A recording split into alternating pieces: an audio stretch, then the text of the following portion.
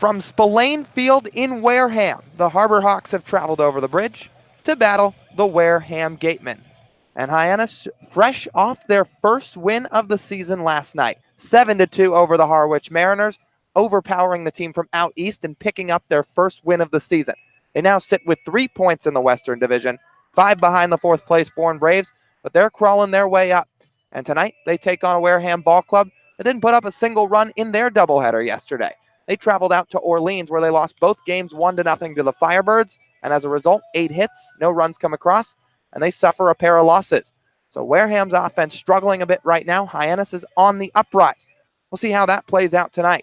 Meanwhile, on the mound, it'll be Holt Jones for the Harbor Hawks. He's making his first start, second appearance of the summer, taking on the left-hander out of Tulane, Brendan Salucci. It's the Harbor Hawks and the Gatemen on the Cape Cod Baseball Network. With that, we welcome you inside the Raptor cage down the third base line at Spillane Field. Lyle Goldstein, Brendan Howe here with you. And Brendan, here at Spillane tonight, over the bridge in Wareham, Hyannis have some momentum. They won that game 7-2 yesterday, the latter half of the doubleheader. So they've got a little bit of a flow riding here into the game today against the Gatemen. So what's this key for the offense today to kind of pick up where they left off after the 7-run performance last night? Well, I think it's just staying loose, Lyle. You know, we talk about consistency all season long, and staying loose is really the biggest thing for these guys right now. The biggest thing I picked up watching BP and IO, they looked more relaxed. I think getting that first one out of the way was huge for them. I think if they're loose and they can just swing the bat freely tonight, stay aggressive, although not overly aggressive that you tense up and try and press too much to get that second win in a row. Brendan Salucci, the left-hander out of Tulane, who threw 27 times for 27 appearances in his season at Tulane. He made 1 start, 2-3 with 3 saves, and ERA just under 5.6. And here on the Cape, making his second appearance and second start of the summer. He'll take on a Harbor Hawks lineup that looks like this. Nick Lofton leading off. He moves up from the two slot, switching places with Anthony Servideo, who's now hitting second. Trevor Hoover hitting third. Brooks Carlson in the cleanup spot. Hunter Goodman hitting fifth. Rigsby Mosley in the sixth slot. And the final third, Hackenberg, DeSantolo, and Bryce Teodosio. As the left-hander Salucci rocks and fires out of the windup. First pitch to Lofton, called strike on a heater, and we're underway. 6:47 the first pitch time here in Wareham. As the lengthy lefty Salucci peeks over the glove. Now he gets the sign, the pitch home. Swing and a miss, and it's 0-2. Lofton comes off a 3-for-4 performance yesterday. Hit his first home run of the summer, the 5th total for the Harbor Hawk Ball Club. That was a missile down the left field line back at McKeon Park. Salucci's 0-2, down low. Ball and 2 strikes as he misses downstairs with a fastball. Lofton comes into this contest hitting .353. That ranks 3rd in the Cape Cod League. So the lefty rocks and fires 1-2. Swing and a high fly ball, fairly shallow center. Braden Ward coming in, now takes a couple of steps back, and he makes the grab to put it away. So 1 down as Lofton flies out to begin the ball game. Yeah, pretty routine play for Ward out there in center field. Lofton just getting under a fastball that was down in the zone, but having to protect with 2 strikes. The Wareham defense tonight, left to right in the outfield. Mike Antico, Braden Ward, and Matthew Rudick.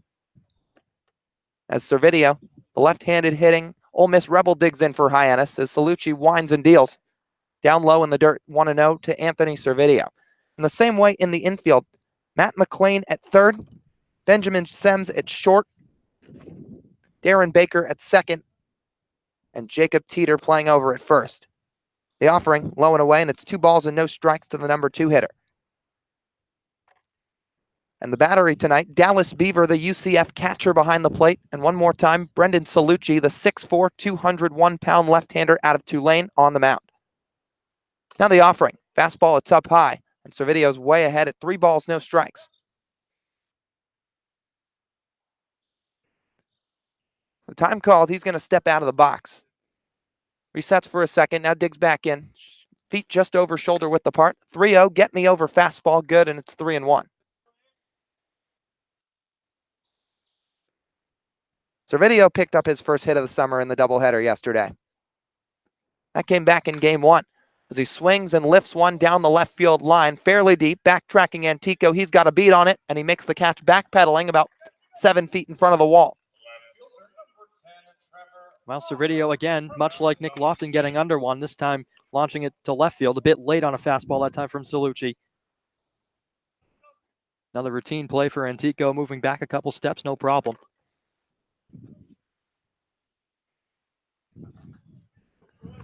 So now it's Hover, second straight left-handed hitter in the Hyannis lineup. He hits under Servideo. Salucci's ready, he fires home. First pitch fastball on the outer edge, it's strike one. 74 degrees here in Wareham. A slight breeze coming over the ballpark. As Brendan Salucci works from the third base side of the rubber, he fires home, and it's well in the dirt, skipping away from the catcher Beaver, and the count levels. Hover's 7 for his first 28 here in 2019 with Hyannis. He scorched a double last night in the 7-2 victory. That brought in a run back in the bottom of the third. Now the offering, swinging a fly ball out to left field. Antico going back. He turns the left shoulder and makes the catch to end the inning. So 3 straight flyouts for the Harbor Hawks and the top of the first as Salucci sets down the top third of the lineup in order. No runs, no hits, no errors, nobody left on. We'll go to the bottom of the first when we come back on the Cape Cod Baseball Network.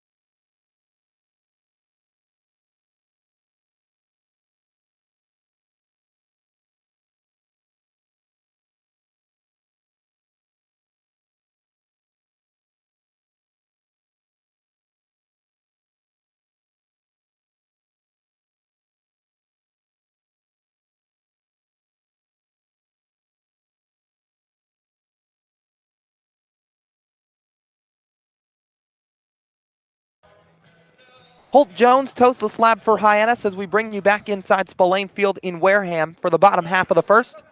And the Clemson righty is set to go against the Wareham lineup that looks like this. It features 8 lefties tonight. Braden Ward will lead off, the UW center fielder, followed by Darren Baker, Dallas Beaver, Adrian Del Castillo, with Jacob Teeter, the first baseman, in the 5 spot. Mike Antico hitting 6th, Sem 7th, McLean 8th, and Matthew Rudick rounding out the 9.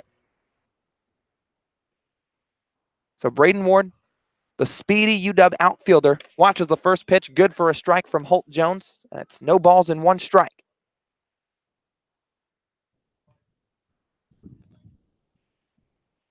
So Holt Jones stands at 6'8", 215 pounds. The lengthy righty out of Santa Monica, California, fires home. That's fouled away. Braden Ward off to a really nice start with the Gateman. 348 coming into the contest. And we know he's a base stealer. In fact, he already leads the Cape with 7. He led the Pac-12 in 2019. Holt Jones winds and fires 0-2 and misses just away. That was a breaking ball, just a bit outside to the catcher Hackenberg. That's the battery tonight. The Clemson Tiger Jones on the mound. The Clemson Tiger Hackenberg behind the plate. Now Ward wiggling the bat above his left shoulder, offering way up high, and the count evens up.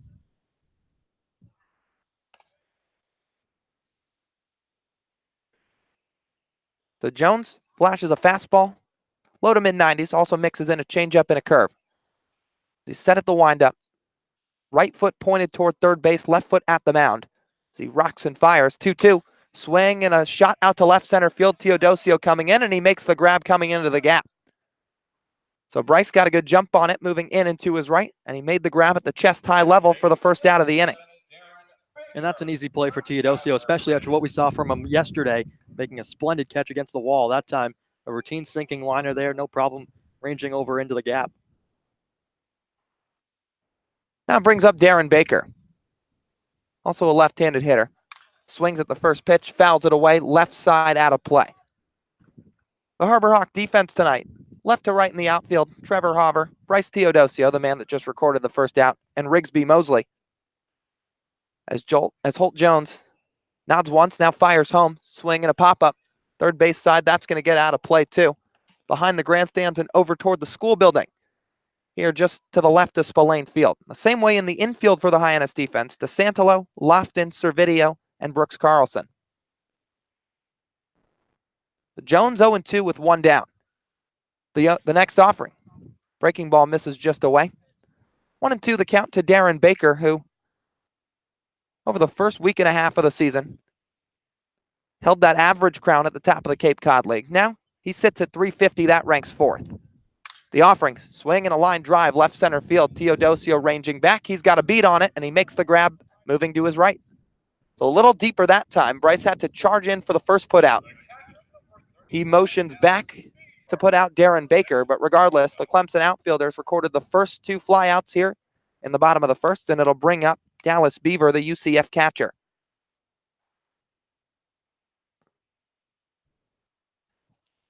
So Bryce, who, as we know, plus outfielder for Clemson, a plus outfielder here for the Harbor Hawks. Not having too much trouble with the first pair of outs. Jones flips a curveball, that's down low.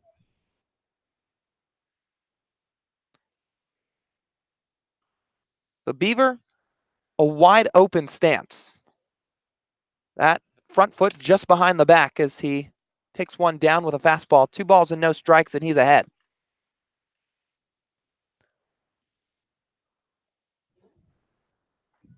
Beaver 4 for his first 10. Only made a couple of starts up on Cape Cod so far. He watches one up high at the eye level. He's way ahead. 3 balls, no strikes. Meanwhile, for Holt Jones, he threw 36 2/3 innings at Clemson. 22 appearances, just one start. Now the 3-0 offering. Beaver swings away and pops it foul, up and out of play. So he was hunting after a fastball out over the middle, but couldn't quite catch up to it in time. But he had one to waste as it's now 3-1. Flips the bat out toward the mound once and now into his stance. Jones delivers home. Fastball outside, ball 4. 5-pitch walk to the UCF catcher, Dallas Beaver, puts the first Gateman runner aboard. And with 2 outs, there's one on for the cleanup man, Adrian Del Castillo. Yeah, nothing to stress about there. I know he missed with a couple breaking balls and tried to sneak a fastball by him on the outside part of the plate, but with 2 outs, just go right after the hitter here, Del Castillo. Del Castillo comes into the game hitting just under 260. First pitch curveball, and it's a good one for a strike.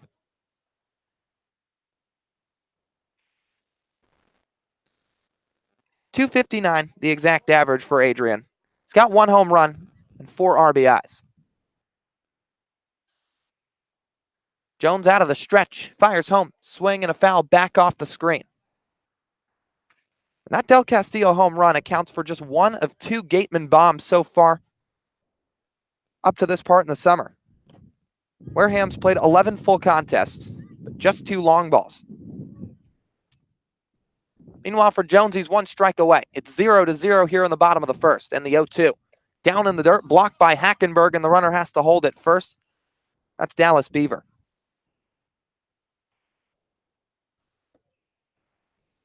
So this is Jones' first start of the summer. Through an inning and a third at Falmouth back in that 9-9 tie. One of only 2 times so far up to this point in the season, Hyannis has put points on the board in the standings. The offering, dribbled foul over toward the Gateman dugout on the first base side. So Jones will get a new baseball. Brooks Carlson, the Hyannis first baseman, holding on the runner, Dallas Beaver. The rest of the Hyannis infield pretty much straight up. Outfield more of the same as well. Rigsby Mosley playing a little bit in the gap in right field. Jones will throw over. It's low, but Carlson makes the stab, but no tag applied. Beaver back safely.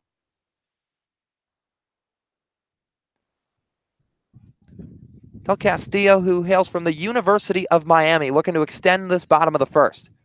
Jones is 1-2. Briefly checks his swing, appeal down to third from Hackenberg, does not go around. And just gave a friendly half a wrist flick, nowhere close enough to be called a strike.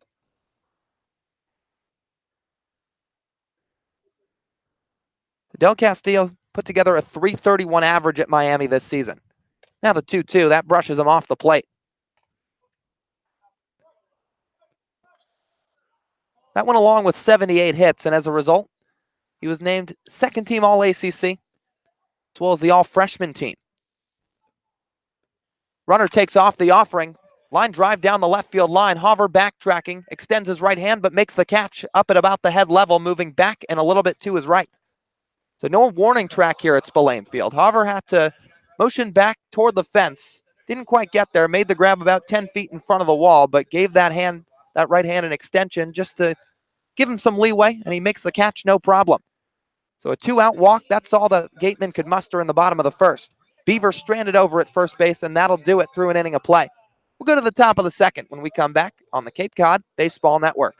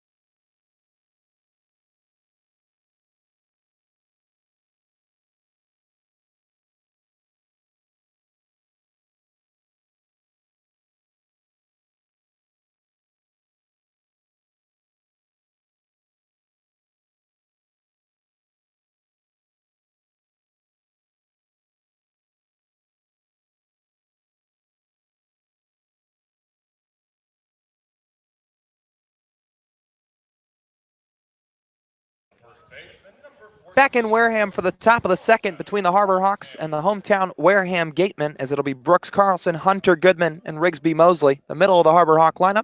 2 up to face the lefty Brendan Salucci, as he gazes over the glove and fires home from the left side, swing and a miss from Carlson. Brooks had a 2-hit day yesterday, an RBI and a run to go along with his name as well. Salucci gets the sign from the catcher Beaver and delivers home. Fastball high and away.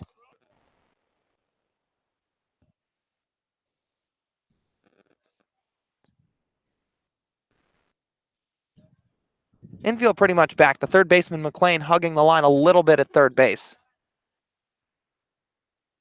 Now the 1-1. Swinging a fly ball down the right field line. That's hooking foul, and it gets out of play. Into the bushes just behind the Gateman bullpen down the right field line, or at least where the pitchers sit. The actual Wareham bullpen resides just beyond the fence, much like the Hyannis bullpen does on the left field side of the fence. Now it's 1-2 to the Samford Bulldog Carlson. Here comes the offering. It's down low.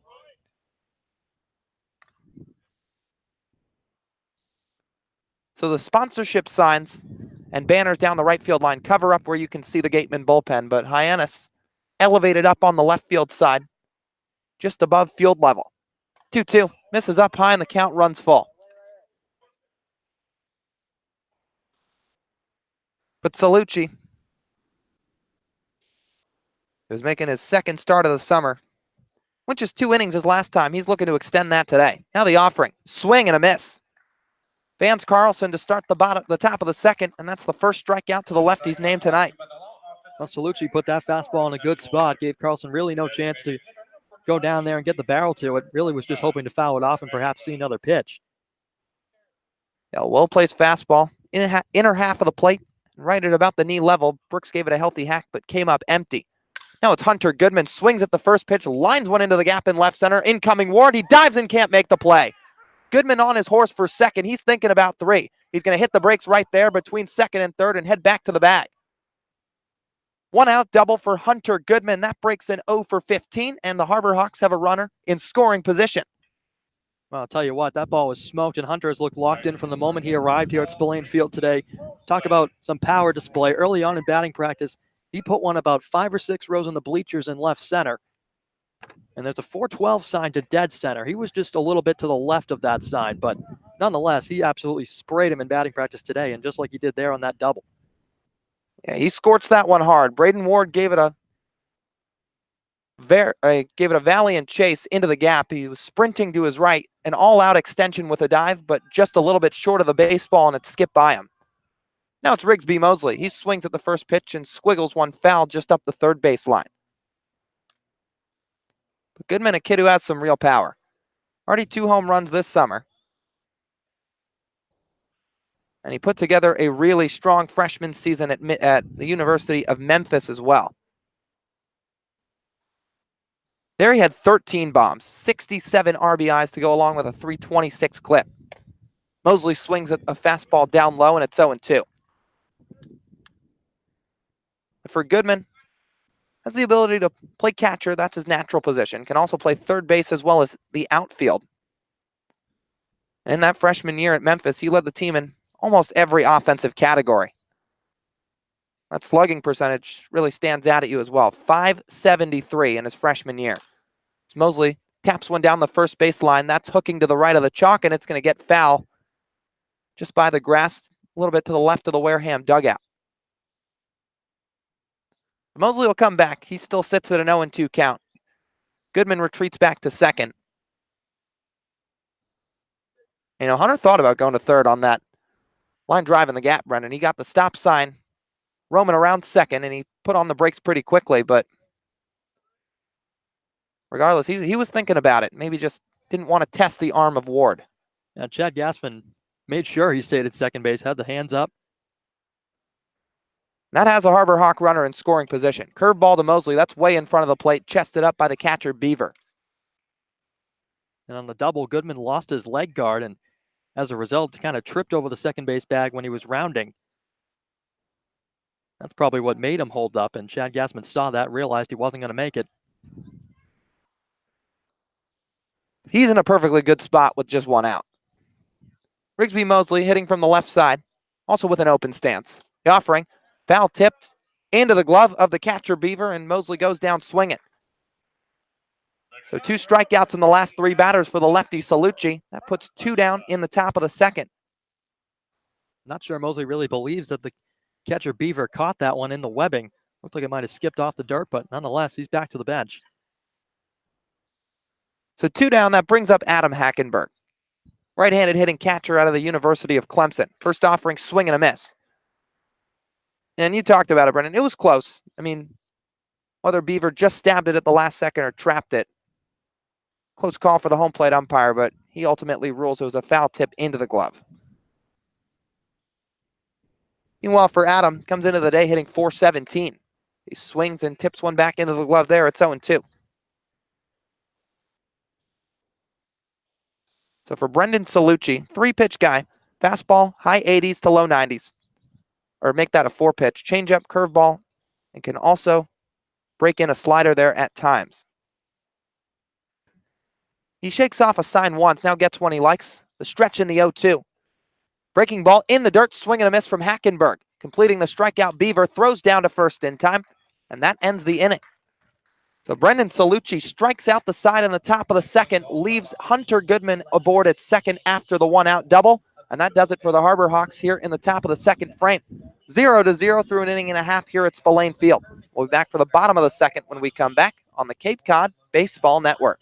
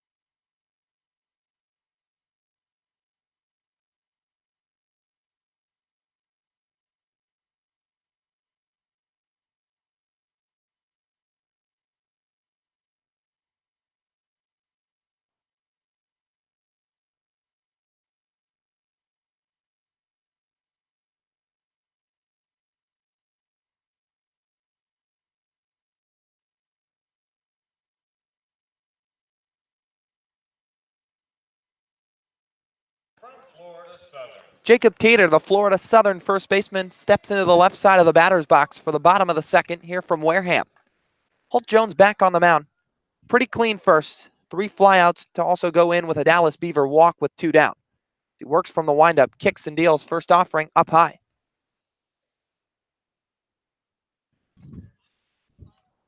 So Teeter comes into today hitting .258. Jones rocks and fires. Fastball popped up behind the plate and it gets out of play over the press box.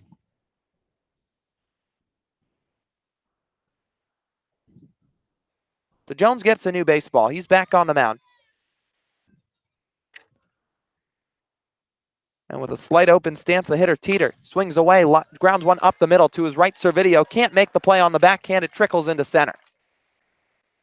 First hit of the Gateman ball club on the board as Teeter skips a single into center field on the ground past Holt Jones on the mound, and Servideo couldn't quite range to his right. So leadoff man aboard for Wareham, and it brings up Mike Antico. That puts Jones back into the stretch. He's got a little bit of an interesting delivery. When he's in the windup, that arm almost comes into an L shape before he fires home. Same thing here as he fires one that's popped up foul just over our heads, third base side. It gets out of play. When Jones is in that windup, again, he's got his left foot pointed toward home plate, his right foot pointed toward third base. Got a little bit of a slow delivery. And once again, arm kind of makes an L shape right at about the right shoulder level before he fires home.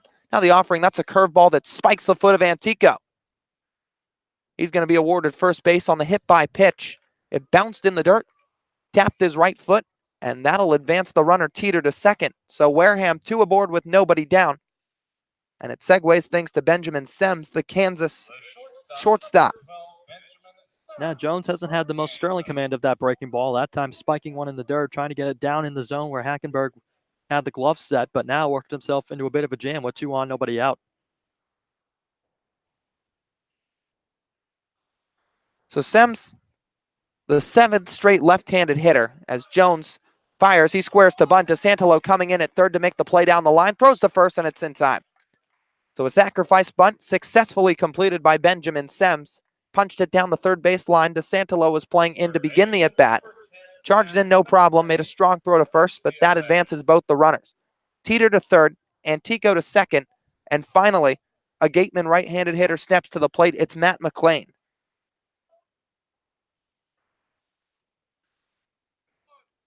McLean hails from UCLA. This is his second game on the Cape. Jones opts to go out of the stretch. First pitch, it's up high. Now McLean, a guy where his story isn't often found up here in the Cape League or in a lot of college baseball for that matter. Matt McLean, a first-round draft pick last season.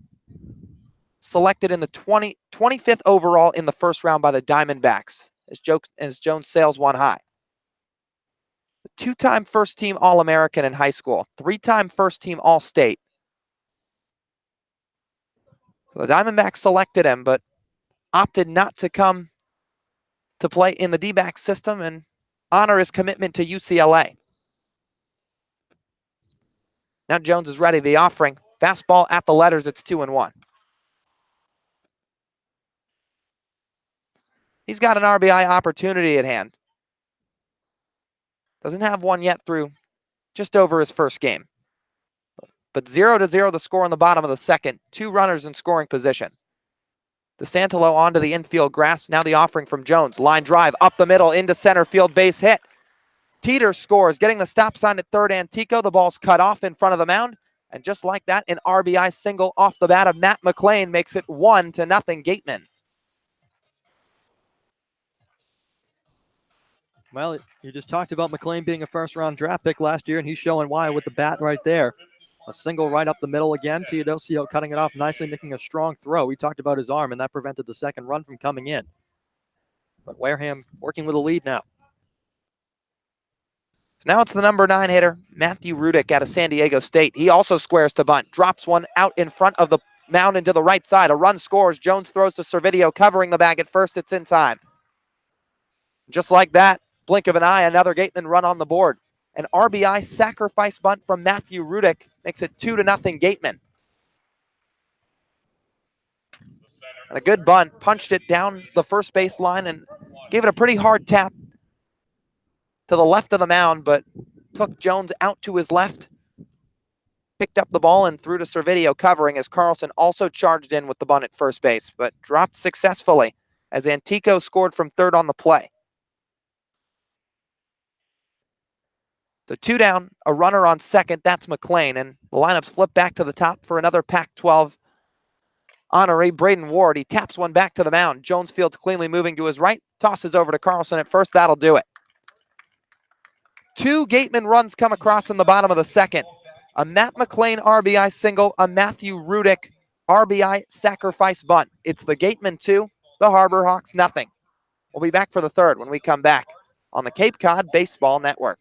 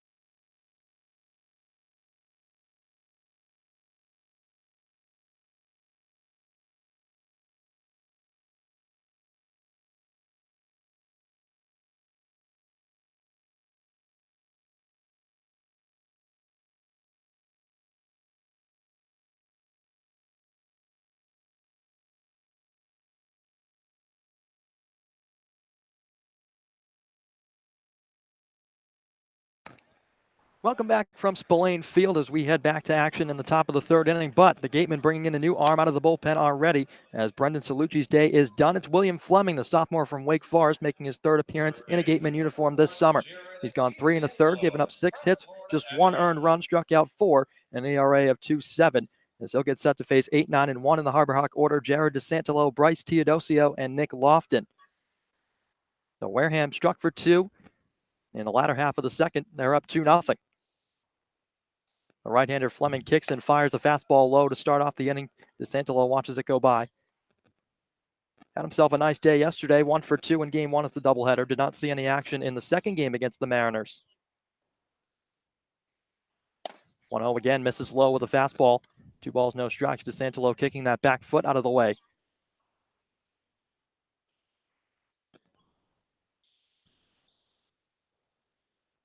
Fleming working from the windup, a 2-0 pitch. Here it comes.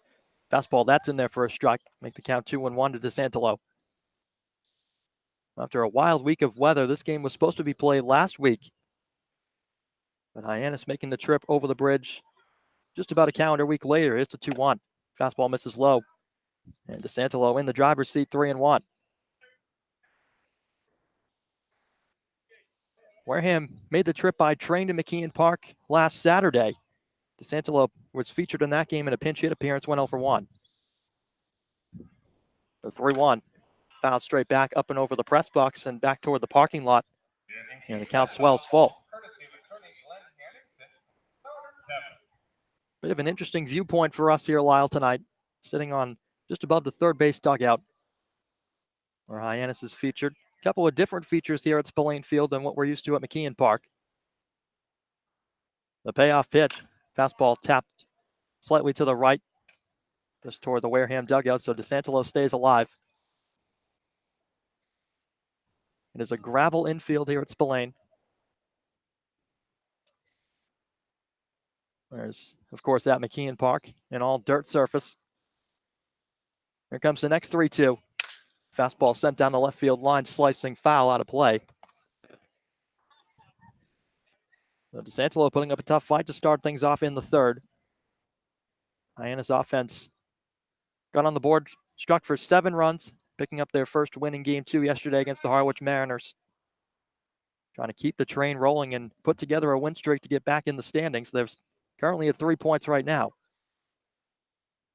The next payoff, fastball, that's lined into center field, a base hit. So DeSantelo finding some good wood and starting off the inning with a bang. 1 on, nobody out. Now Bryce Teodosio steps in. And he just continues to hit. I mean, DeSantelo, who came into the game hitting .353, just sprays a single back up the middle. That's his 7th hit of the summer. He gets Hyannis off to a good start after giving up a couple runs in the bottom of the second. So here's Bryce Teodosio. We already talked about the defense a little bit, but got himself going a bit yesterday, picking up a base hit. It was an RBI single. First pitch to him, a fastball on the outside corner, strike 1.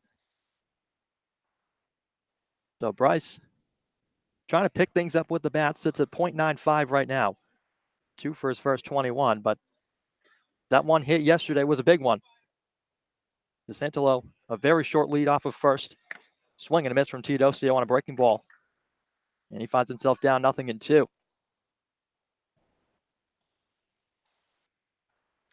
Fleming in his sophomore season at Wake Forest. A 4.26 ERA and threw 44 1/3. Struck out 31, walked 19. 0-2 on Teodosio to pitch. In the dirt. Gets by the catcher Beavers. DeSantelo's going to advance up 90 feet. So Hyannis answering back with a runner in scoring position. Now it's still nobody out. And a 1-2 count now to Teodosio. Yeah, and that one just got away from the right-hander Fleming. He put it in the dirt. The catcher Beaver tried to slide to his right on his knees and make the stop, but it skipped even further to his right. And it gives DeSantelo that free bag to second. So Teodosio will take a quick step out, regain his spot in the batter's box as he taps the plate a couple times and stares out toward his opposition, Fleming. Couple checks on DeSantelo at second. Now the 1-2, cut and a miss, strike 3.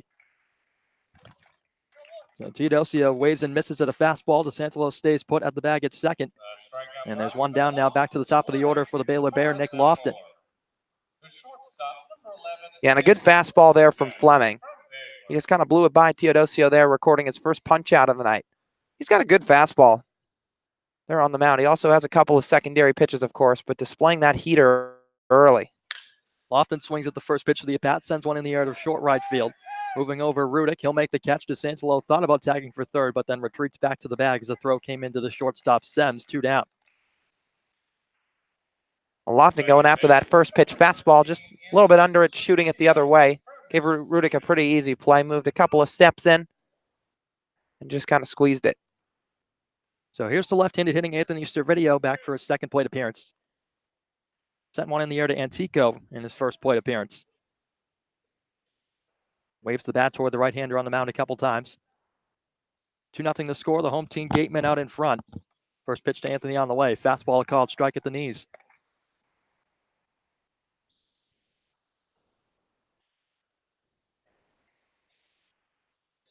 Beautiful night here at the ballpark from Spillane Field. Gatemen out in front, 2-0. Hyannis would like to make the scoreboard look a little bit better. The 0-1. That's in there on the inside part of the plate. Strike 2 as Servideo kicks some dirt. So Fleming, 1 strike away from working a pretty clean inning out of relief for Brandon Salucci. The 0-2 pitch swung on, and that's lined and through into left center. That's going to be a base hit. DeSantelo's going to not stop, and he's rounding third, coming in to score. It's an RBI single for Anthony Servideo, and just like that, Hyannis cuts the lead in half. It's 2-1. Well, nice piece of hitting there by Servideo. Second RBI of the summer. And his second hit as well, as he just sprays one the other way.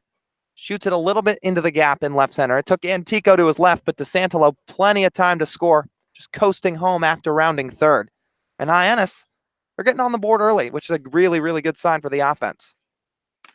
So Trevor Hopper stands in, watches a fastball run wide, 1-0. That's Servidio's second hit of the summer, his first RBI.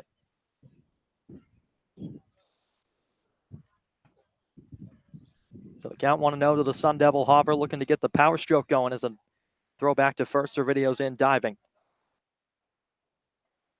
Well, Lyle, we talked about it a little bit on the way to the ballpark today. You're expecting Trevor's bat to get going. Yeah, and it's going to. The power is going to start to come around after quite the year he had at ASU as Fleming throws over to first, but Servidio's back safely. Yeah, for Trevor, and to be fair, 250 is not a bad average. Just, I'm sure he expects himself to hit a little bit higher. He hit 267 in his first year with Hyannis, but after the year he put at ASU, as that one misses outside, he's likely going to get it going pretty soon. So Hopper picked up a couple hits yesterday against Harwich in the doubleheader, one in each game respectively. Working with a 2-0 count now against Fleming, a runner aboard at first. That's Servidio. 2-1, the Gateman in front. Top of the third inning from Spillane, the pitch. Fastball low. Hopper, a tough take to run the count. 3 balls and no strikes. Again, Trevor's a guy who walked a lot at school too. In first couple weeks of the season, he was top 20 in the nation in walks, but has a good eye at the plate. He's walked 4 times in the Cape this summer, then as he watches a strike go by at the belt. Fleming pumping in a good fastball. 7 hits to be exact on the summer so far for Trevor, 7 for 28. He's also come around to score 5 times. Fleming again looks back towards Servidio, who's back in with a dive. Sliding that right hand toward the back corner of the bag.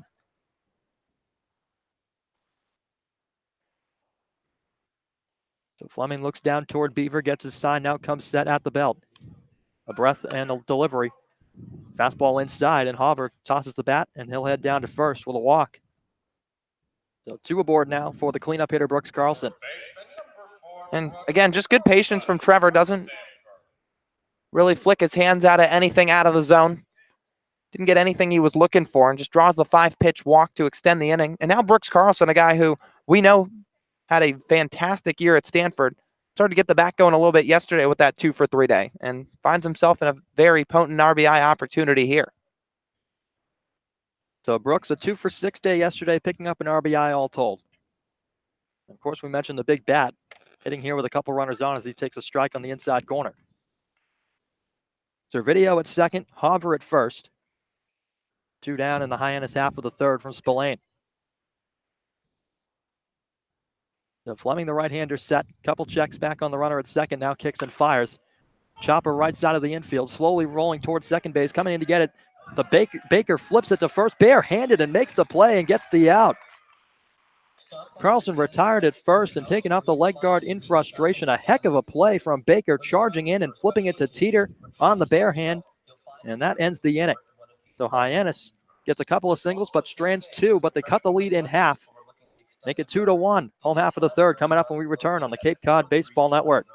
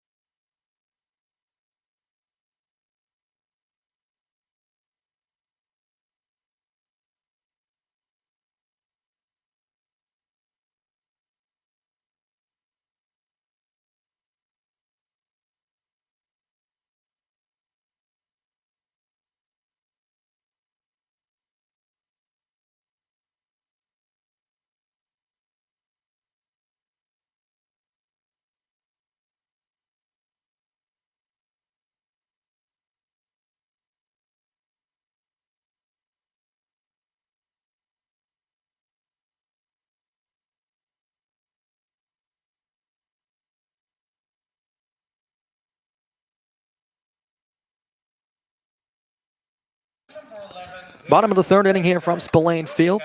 The tall right-hander Holt Jones retowing the rubber for the Harbor Hawks, his third inning of work. A run on the board for Hyannis in the top of the inning, and the lead is cut in half, 2-1. Darren Baker, Dallas Beaver, and Adrian Del Castillo due up in this half for the home team. Gateman squaring to bunt, coming up empty on a strike. It was low, but didn't pull back. DeSantelo came charging in from third. Baker 0 for 1.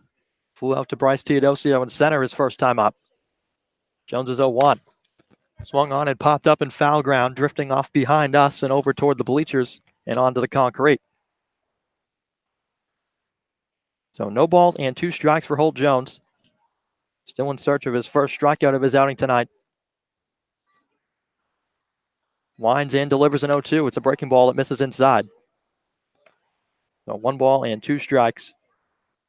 Holt Jones, we mentioned, stands at 6'8", one of the tallest players in Clemson baseball history. Certainly one of the tallest in Hyannis history. His wave and miss over the top of a breaking ball was Darren Baker. Down he goes.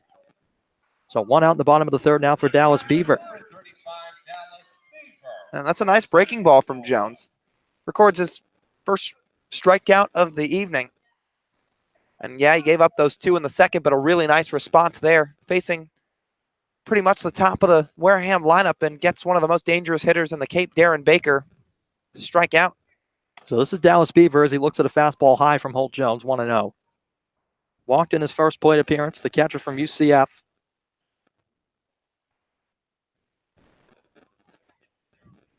Jones winds and fires a 1-0, fastball low. Hackenberg picks it on the backhand. 2 balls, no strikes to the hitter Beaver. Hyannis pitching staff comes in trending upwards, but still bottom of the league in some categories, the 2-0. Fastball again over the top of the letters. 3 balls, no strikes. As Beaver takes a quick step out and looks toward his first base coach to reset himself.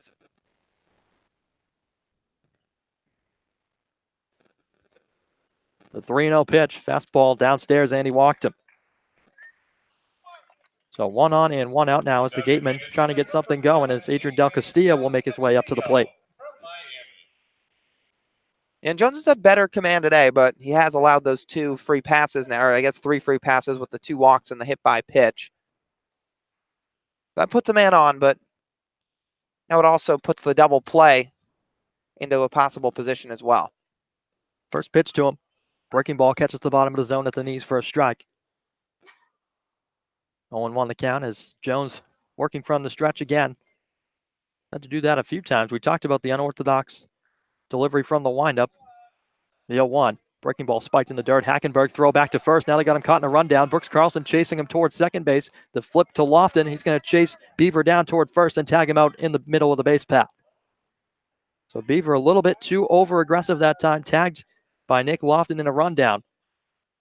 So that erases any hope of a base runner for Wareham. And now Castillo batting with nobody on and 2 down.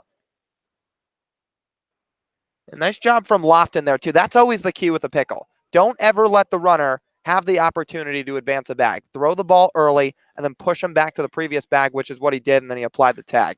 1-1 to Castillo was swung on and fouled away off to the right. So a ball and 2 strikes now for Holt Jones, who's working ahead in the count. And in a much better circumstance with 2 down and just 1 strike away from getting out of the frame. Right-hander kicks and fires a breaking ball in the dirt. Spiked it a couple inches in front of the plate. Picked on the backhand once again by the catcher Hackenberg out of Clemson. So the count draws even at 2-2 to the Miami product Del Castillo. Jones winds and deals. Checked his swing, appeal down to third. No go. So the count runs full now. And Del Castillo providing himself another chance. Jones fired a fastball high. Thought about offering. Those high fastballs can look so good to these hitters. As here comes the payoff. Swung on and lifted in the air to right field. Moving back on it is Mosley looking up. And it's drifting foul. So Mosley gave it a look, but saw it twisting back toward the line. Just off to the right of the Wareham bullpen. So Jones set another payoff. Fastball, this one lifted in the air to left center. Moving over Hauver. Coasting under it, he's got it, and that ends the inning. So aided by a pickle. Dallas Beaver tagged out in the middle of the base paths, and Wareham's base runner was erased. Holt Jones gets out of it without allowing a hit or a run. Still 2-1. As Hyannis coming back to the plate in the top of the 4th when we return on the Cape Cod Baseball Network.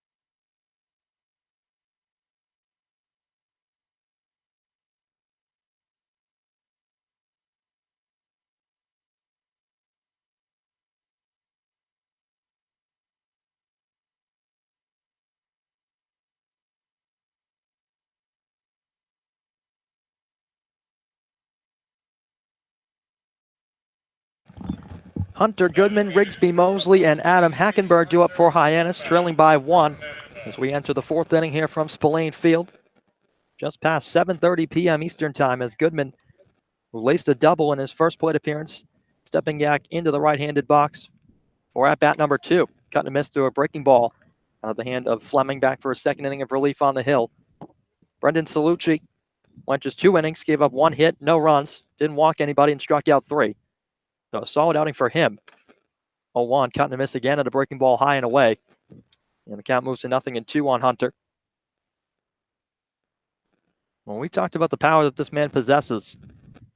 Showed it off in batting practice and again early on in the ballgame. 0-2 pitch over the top of a breaking ball, swing and a miss, strike 3. So Fleming getting the better of the Memphis product there. Down he goes, and that'll bring up Rigsby Mosley, who's also 0 for 1 with a strikeout on the day. A good pitch there from the righty Fleming. Just got Goodman to chase, and both the first couple of Gateman pitchers have been missing bats. First pitch to Rigsby Mosley, a fastball that runs wide. Rigsby, a guy, an outfielder from Troy.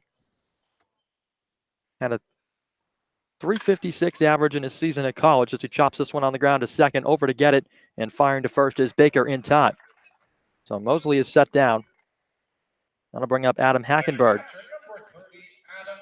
So Mosley still not able to break out of a slump now. 3 for 24 on the season. Adam Hackenberg 0 for 1 tonight as well.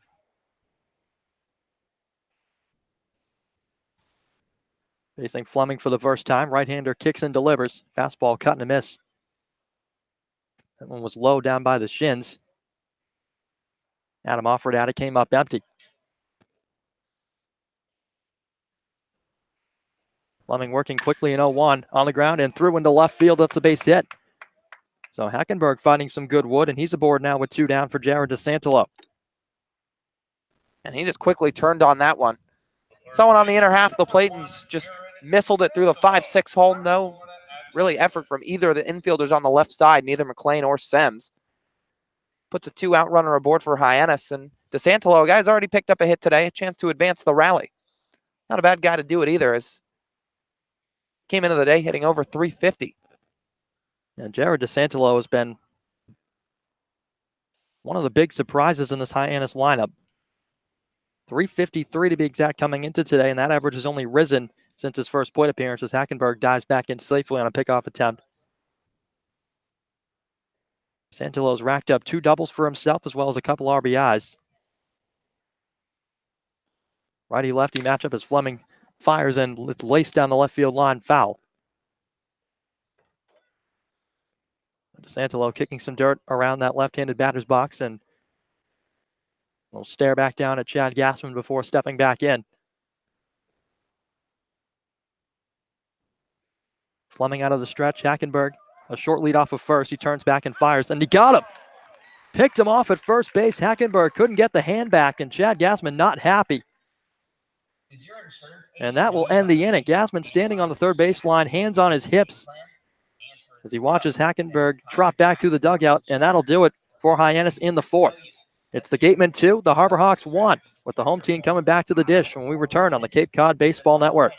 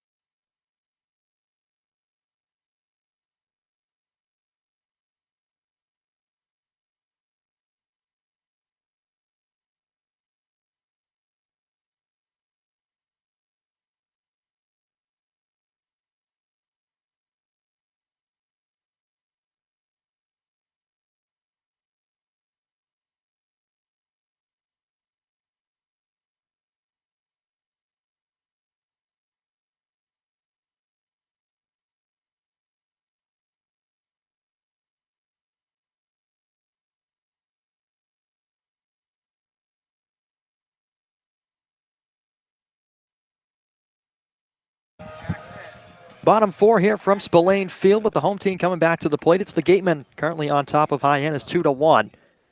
Jacob Teeter, Mike Antico, and Benjamin Sems due up for the defending CCBL champs in the bottom of the fourth, clinging to a one-run lead against Holt Jones, the right-hander back to the mound. Gotten into minimal trouble tonight against Wareham, but has wiggled out of it. First pitch of the inning sent on a line into right field. That's going to one-hop into the glove of Mosley. And Teeter is aboard on the first pitch of the inning with a base hit.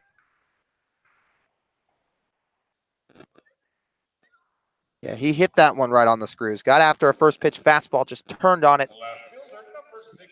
Laser out to right field, and just like that, Gateman aboard with another hit. That's their third base knock of the day. But Jones just looking to minimize damage, much like he did last inning. I mean, he gave up the walk. And then as a result, Beaver got into that pickle, and he got thrown out. So the St. John's left fielder, Mike Antico, watches a breaking ball down, 1-0. Now Teeter, who stands at first, he's aboard for the second time today. A couple of singles against Holt Jones. He's gotten the better of him a couple of times. 1-0 here to Antico, working from the stretch. Start and stop at first, line down the first base line, foul. So a ball and a strike to Antico, who hails from Colts Neck, New Jersey. Stands at 5'10", 200, had a 308 average at school in his sophomore season back in 2018.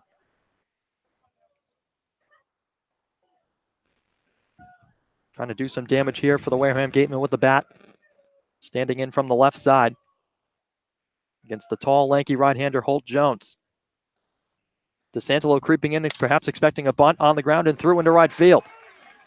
Teeter is going to take a turn around second, but put the brakes on there as Mosley fires it back into Lofton. And it's 2 on, nobody down. And the Gatemen have something cooking. Yeah, and a good slash bunt there from Mike Antico. I mean, he showed the bunt, pulled back, and slapped one on the right side in time, getting through the 3-4 hole. Now for Wareham, 2 runners aboard, nobody out. And Jones into a little bit of trouble here, but again, he got out of a minor damage in the third. Now Chad Gassman's going to call time. So the Hyannis manager on his way out to the hill, making a slow strut toward the 6'8 Clemson product. There is some action down in the Hyannis bullpen. We believe it is Mitch McIntyre loosening up down there. Catcher Hackenberg and as well as DeSantelo and Carlson both making their way from the corner positions, and now the rest of the infield, Lofton and Servideo, will join. Looks like Gassman might just be buying some time for the reliever to get loose out there. We've seen that a couple times. Yeah, and Mitch might need a new baseball out there. I mean, he's looking good down there warming up, but one pitch he just put in the dirt. It skipped over the catcher and sailed its way into the bleachers beyond the wall here at Spillane Field. And that actually might be the last pitch he throws, as now he's ready to enter the ball game. Yeah, Holt Jones is back to the dugout. Mitch McIntyre coming trotting in from left field. Chad Gassman currently holding the baseball, waiting for his reliever to come back. So a pitching change from Spillane. We'll have that for you on the other side of the break when we return on the Cape Cod Baseball Network.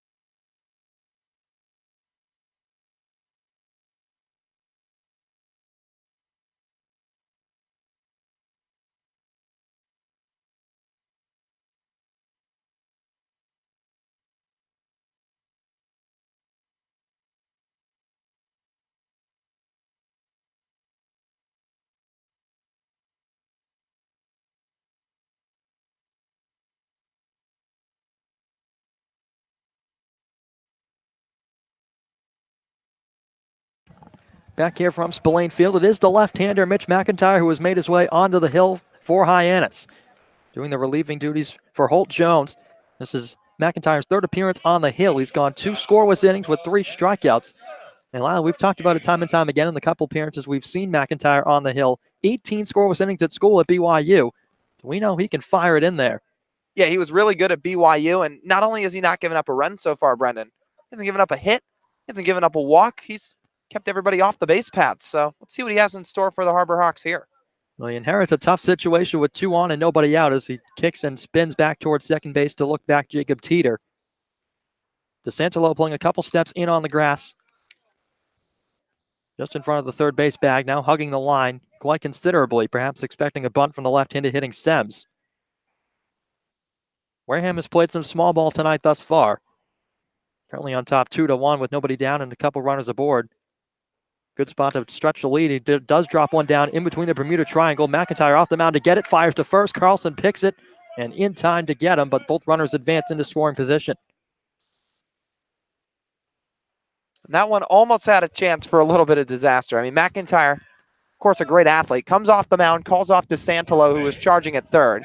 He makes the play, spins and throws, and right into the line of the runner moving down the line, Sems. But Carlson makes a nice snag and gets his foot off the bag in time to avoid any collision or a ball sailing by him. So a good sacrifice bunt from the Kansas shortstop. But McIntyre, a good spin and throw, and Carlson, a good job on the other end as well. So here's the former first-round pick out of UCLA, Matt McLean. 1 for 1 with the base hit already tonight. First pitch, he takes a fastball down and in, a called strike. Lyle, you mentioned it. McIntyre has yet to give up a hit. And now would certainly not be the time to surrender that first one. 2 runners in scoring position for Wareham, owners of a 2-run lead. DeSantolo creeps in onto the grass, swung on in line to deep left center field. Haber racing back toward the wall, looking up, and it's gone. Matt McLean launches one into deep left center for a home run as he makes the trot around the bases. A 3-run shot. And the Wareham Gatemen stretch out the lead 5-1. I think we're starting to see why he was a first-round pick. Again, McIntyre, a guy who's been so effective before coming into the game today. He only had a small sample size, but one pitch there just leaves it out in front of the plate. And Matt McLean, who only stands at about 5'9", gets all of that one. Just sends it over the left center field wall into the bleachers, and that extends the lead to 4, like you said. So here's the number 9 man, Matt Rudick, watches a fastball up and in as he bends back out of the way. Lefty-lefty matchup here, 5-1, Wareham on top after the home run. McIntyre kicks and fires a 1-0, fastball fouled away. In McLean's bio on the UCLA website, it says he admires Mike Trout, and how ironic. Mike Trout, widely considered one of the best players in all of baseball, and Matt McLean, a former first-round pick, perhaps headed on that same path to the major leagues. 1-1 breaking ball, missed down and away. You want to go even further, Brendan? Both guys were drafted 25th overall. Trout in 2009 by the Angels, McLean 2018 by the Diamondbacks. McIntyre's 2-1, fastball fouled straight back again off the bat of Rudick. And I didn't dig that deep, Lyle, but 25th overall for both Trout and McLean. Quite the coincidence, considering that McLean is a guy that looks up to the Angels center fielder. Like you said, isn't it fitting? Absolutely. The 2-2 on the ground towards short. Lofton ranging to his right to get it. Strong throw over to first. Dug out of the dirt nicely by Carlson in time. So 2 down now, back to the top of the order for Braden Ward. And Lofton took a little bit of a heavy hop on him there at the end here at the gravel in Spillane Field, but played it fine, moved to his right, still fielded it out in front, and then, like you said, the strong throw to first. So Braden Ward back for plate appearance number 3. 0 for 2 thus far on the evening. Fly out to center and bounced one back to Holt Jones. That came in the second inning. Batting with nobody aboard and 2 down here in the 4th. First pitch from McIntyre on the way. Fastball laced in right into the glove of DeSantolo at third. A good heads-up play by the FAU product, and that ends the inning. But Wareham strikes for 3 on the home run off the bat of Matt McLean. An absolute shot to left center, and the Gatemen, owners of a 4-run lead. Top 5 coming up when we return on the Cape Cod Baseball Network.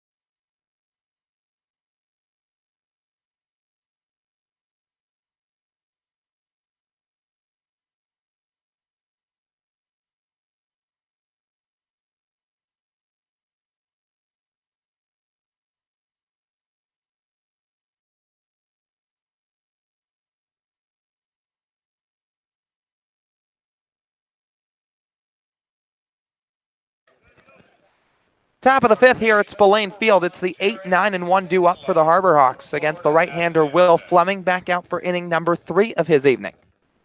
DeSantolo, who had his at-bat cut short to end the top of the fourth, back to the plate from the left side.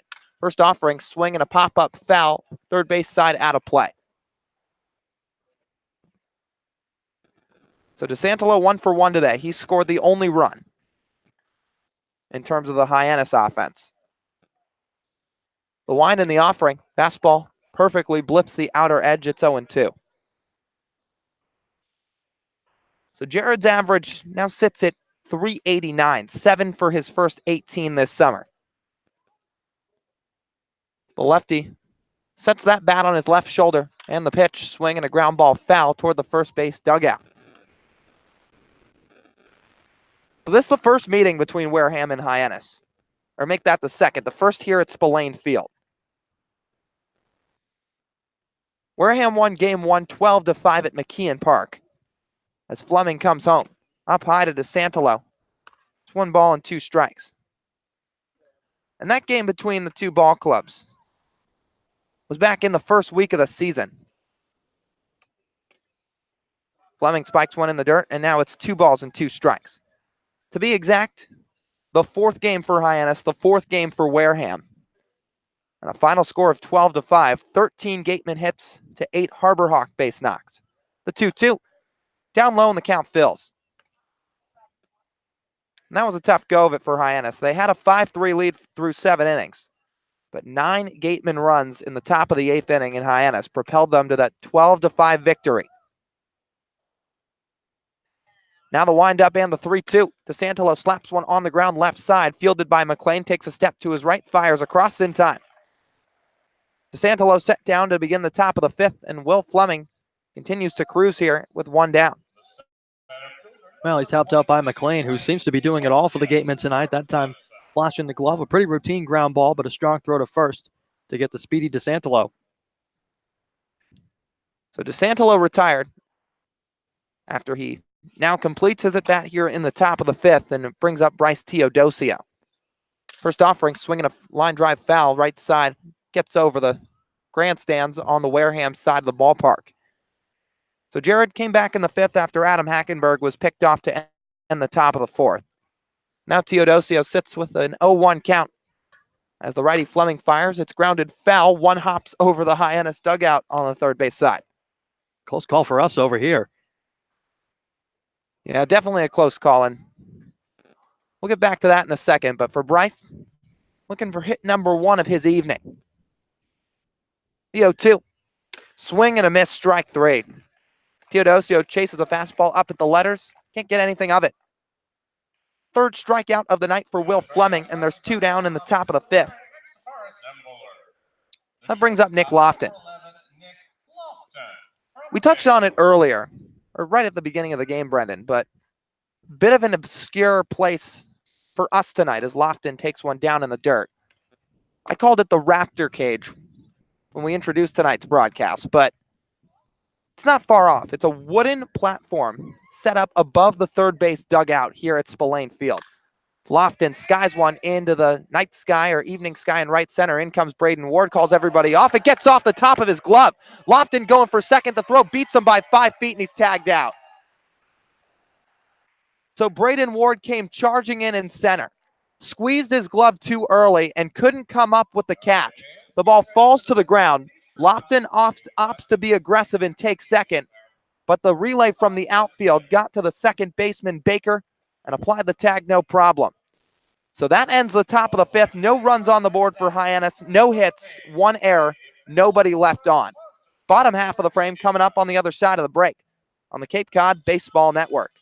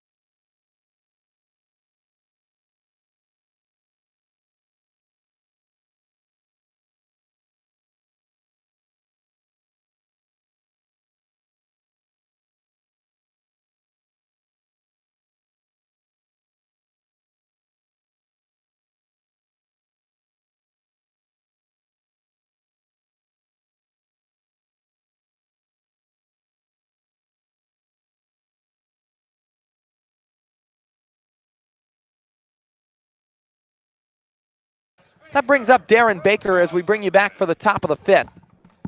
2-3-4 due up for Wareham as we begin the top of the frame here from Spillane.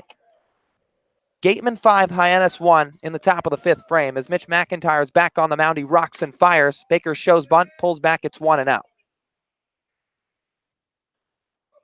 Baker today, 0 for 2. Fly out to center and a strikeout swinging. Open stance, front leg up as he swings and fouls one back into the glove. Now, Brendan, if you're a baseball fan, which I know you are, I'm sure at some point in your life you've seen a certain highlight from the 2002 World Series. As McIntyre fires home, hits the outside corner, it's 1-2. In that highlight, shows a runner from the San Francisco Giants coming around third base.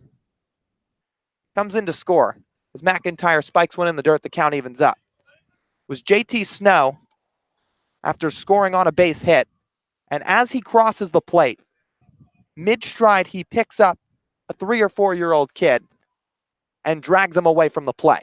2-0 to Baker. Line drive into left field. Hauver moving a step or two back. He ranges under it and he makes the grab. So 1 down. Now in the top of the fifth. And that brings up the number 3 hitter, Dallas Beaver. But to get back to what I was saying, that play where JT Snow picked up the kid and dragged him away, that was the son of Dusty Baker, who just so happened to be the guy that just flew out to start the inning. Darren himself, here for the Wareham Gatemen this summer, as McIntyre fires home. It's a breaking ball that misses outside. So Darren, a kid who was in the dugout for that Giants World Series, the son of then manager Dusty Baker. So the Giants would go on to lose to the Angels. Beaver pops one foul and out of play. So he was famous before he could probably even remember, but now Darren's starting to make a career for himself. I mean, we already talked about it. He earned Cape League honors in the first week. He's 4th in the league in batting average. McIntyre flips a curveball. It's good for a strike. But now Baker making his own name. And he was already out in the Cape last summer with Brewster. Flips teams this year. And now more than just a memorable video on YouTube. As Dallas Beaver cracks one to deep right. McIntyre, or rather Mosley goes back and he makes the grab no problem. So it had some good lift to begin. But it died quickly out in right field as Mosley makes the play for his pitcher McIntyre, and there's 2 down. But yeah, it's a cool story for Darren Baker, and his father Dusty's been up here on the Cape the last couple of seasons to watch his son play, and even talking about he gets more nervous for his son as just a father and a fan than he does as a coach. McIntyre fires home, breaking ball away, but pretty cool story. Yeah, absolutely. And, Darren, of course, trying to pave his own path to the major leagues, much like his father, but his father, Dusty, perhaps a better manager than he was a player, as fouling it back is Del Castillo. But definitely a cool story nonetheless, and I have seen that highlight that he mentioned. I think every baseball fan has seen that highlight along with numerous other famous ones on the internet. Now it's 2-1 to the hitter in the Wareham Gateman lineup, Adrian Del Castillo, but the man who hit second tonight, Darren Baker. It's funny, him and JT Snow, who now works as an analyst for Pac-12 Network, they met up once and talked about it on an interview. McIntyre fires home, it misses outside. But it's kind of a funny thing, and it's probably why you see less and less little kids in dugouts now because of situations like that. And poor Darren Baker back then, he was just a bat boy going out to grab the bat. He didn't know what was going on. Del Castillo fires one with the bat back behind the screen, and it's 3 balls and 2 strikes. So Baker, a young age back then, sitting in the dugout for his father's World Series contending team, now in the dugout as the starting second baseman for the Wareham Gatemen. 3-2 misses upstairs, and it's ball 4. So McIntyre loses the hitter, Adrian Del Castillo. And with 2 outs, a man's aboard via the walk to bring up Jacob Teeter.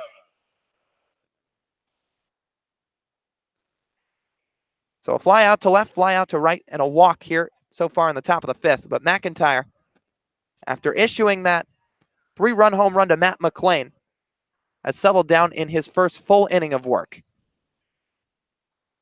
Lefty-lefty matchup, of course. Wareham with 8 of 9 left-handed bats in the lineup tonight. Out of the stretch, pitch home, checks his swing, appeal down to third base, and he goes around. It's strike 1.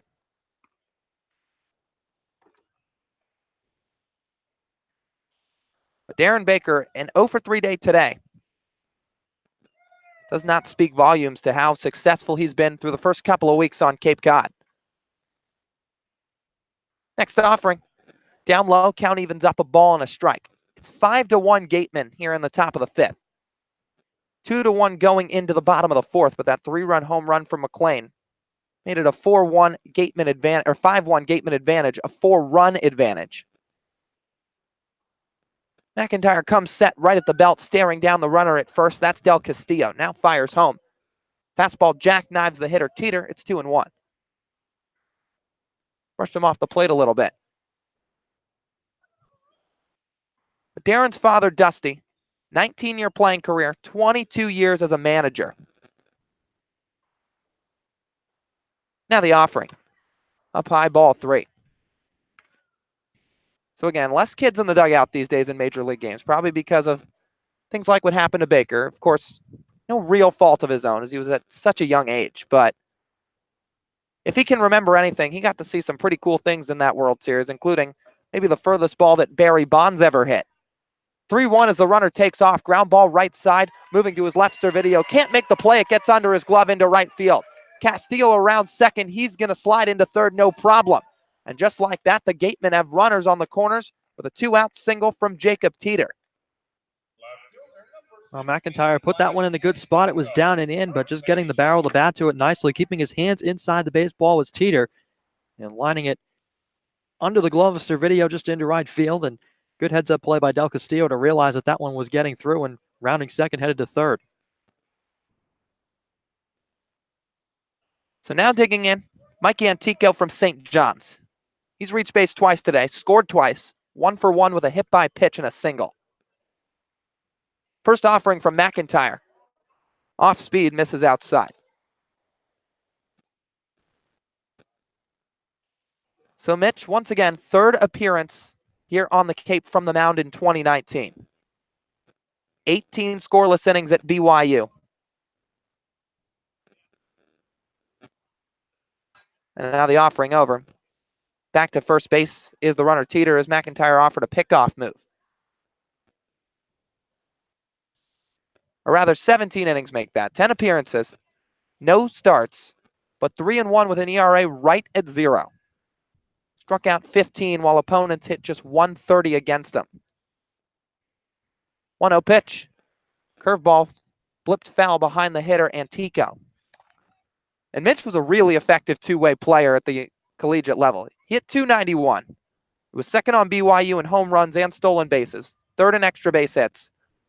And then, oh, by the way, he also didn't let up a run on the mound. As the lefty's ready, he fires over to first base with a pickoff, but just a friendly move over there as back safely is Teeter. Now, Mitch has played both ways for Hyannis so far. His average sits at .214. He's 6 for his first 28. He does have a double to his name, but tonight making an appearance on the mound, and a multi-inning one it looks like, as Antico checks his swing, appealed down to second, and he goes around. 1-2 the count as Antico broke those wrists all the way out in front of home plate, so a pretty obvious call there. But with runners on first and third, Del Castillo getting a lead off of third base, Teeter off of first. McIntyre is just one strike away from keeping the score at bay. The runner starts to take off for second. This could be a design play.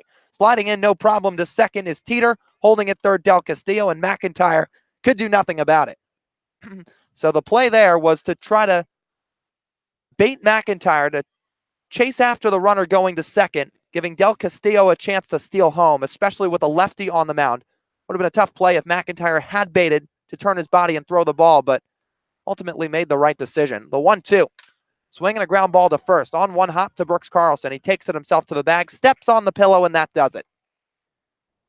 Bottom of the fifth over. No runs come across for the Gateman lineup as Mitch McIntyre gets out of a second and third jam to end the inning. 5-1 Gateman through 5 innings of play. We'll be back for the top of the sixth when we come back on the Cape Cod Baseball Network.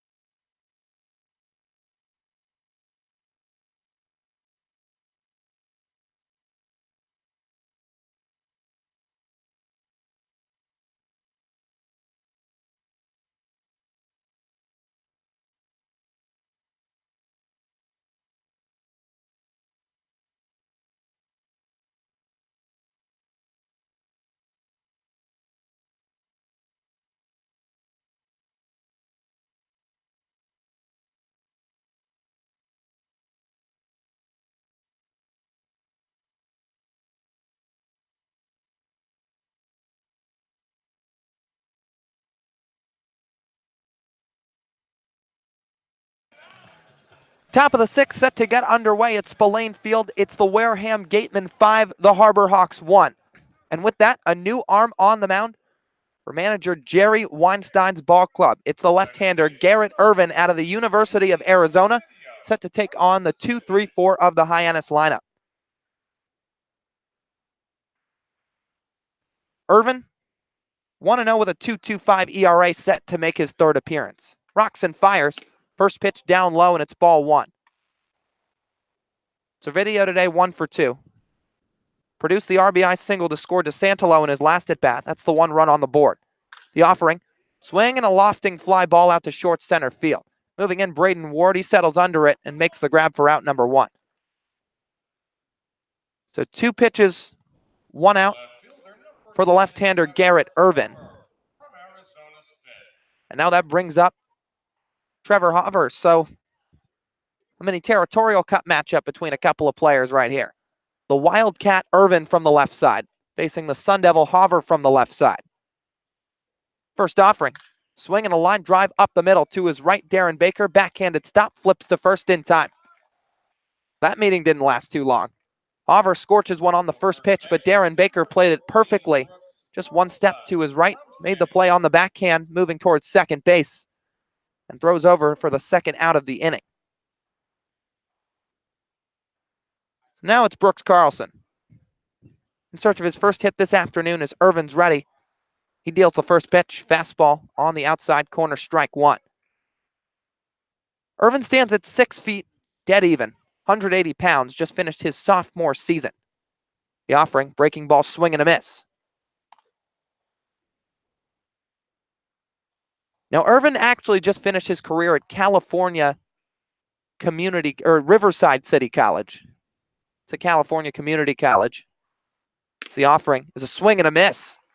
In the blink of an eye, Garrett Irvin sets down the Harbor Hawks in order. He sprints off the mound as the soon-to-be Arizona Wildcat sets the Harbor Hawks down in order.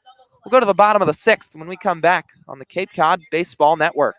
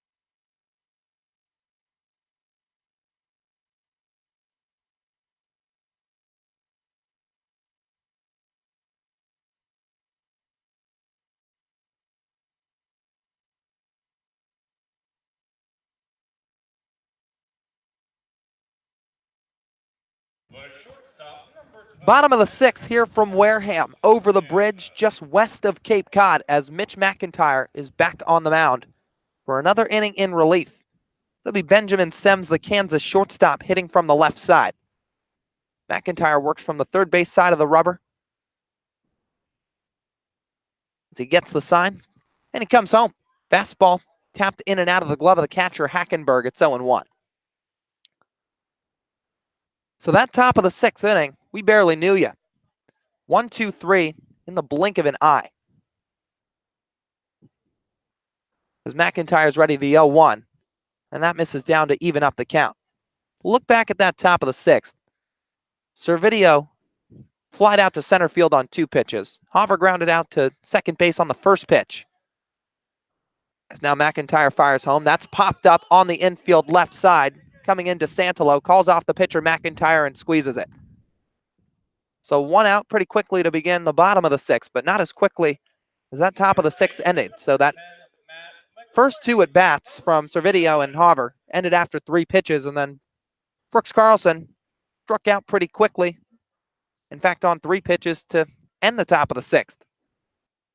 So Irvin threw 6 pitches. Garrett Irvin, the left-hander who's soon to be an Arizona Wildcat. Now McIntyre faces Matt McLean, who squares to bunt, pulls back, gets up high for ball 1. So again, Garrett Irvin, who played at Riverside City College, a community college in California, is transferring to Arizona for the 2020 season as he's set to head to Tucson, likely right after the end of this Cape League summer. McLean spoils one foul up and over the press box behind home plate. And once again, Matt McLean, first-round draft pick to the Arizona Diamondbacks. And to be fair, maybe he knew what he was doing in terms of not signing and heading to college, because his freshman year was a little underwhelming. 1-1, swinging a foul, backing out of play. McLean only hit .203 as a freshman. His on-base was .276, and he struck out 64 times compared to the 17 walks. So clearly, there's an adjustment period for this young, soon-to-be sophomore. The tools are there, as evident from where he was drafted, as evident from the 3-run home run earlier. Now the 1-2, line drive down the right field line. That's going to get just foul to the right of the chalk. Carlson gave a leap as it headed over his head. Couldn't come down with it, and the ball hitting just to the right of the right field foul line. Close call, but the first base umpire signals both his hands in the air to determine that it was a foul ball. Now McLean back into the box. Picks up his black-colored wood bat, and he digs back in, kicking some dirt around the box. Lefty McIntyre out of the windup. He kicks and deals the 1-2. Inside, and the count levels up.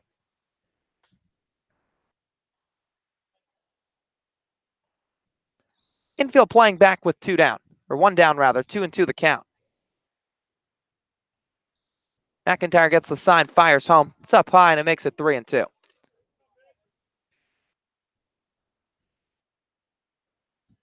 But Matt McLean last summer played out in the West Coast League despite not even stepping foot on a college campus yet. 3-2. Fly ball down the right field line. Mosley giving chase. He's just going to watch it sail foul, way too far out of his reach. The 3-2 the count.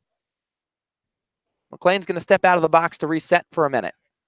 But he was named the West Coast League top prospect as he hit .291, 24 RBIs in just 23 games played. And again, that's even before he stepped foot on the UCLA campus. The lefty McIntyre kicks and fires the 3-2. It's fouled away. So McLean putting together a nice at-bat. He had 19 extra base hits as a freshman, 30 RBIs. But a lot of swing and miss in his game out in Westwood as a freshman. And here on Cape Cod, I'm going to kind of build on some things. Southpaw McIntyre fires home. Ground ball left side. Coming in, Nick Lofton bobbles it for a second. Field throws across, and he beats it out. The Lofton had a little bit of a tough go of it, charging in to field the ball. He hit off about the short end of his glove. He tried to corral it in time. He found a grip on it and tried to make a strong throw across, but McLean just beat it out. So with 1 out, there's 1 aboard. That'll likely be ruled an E6, and it will.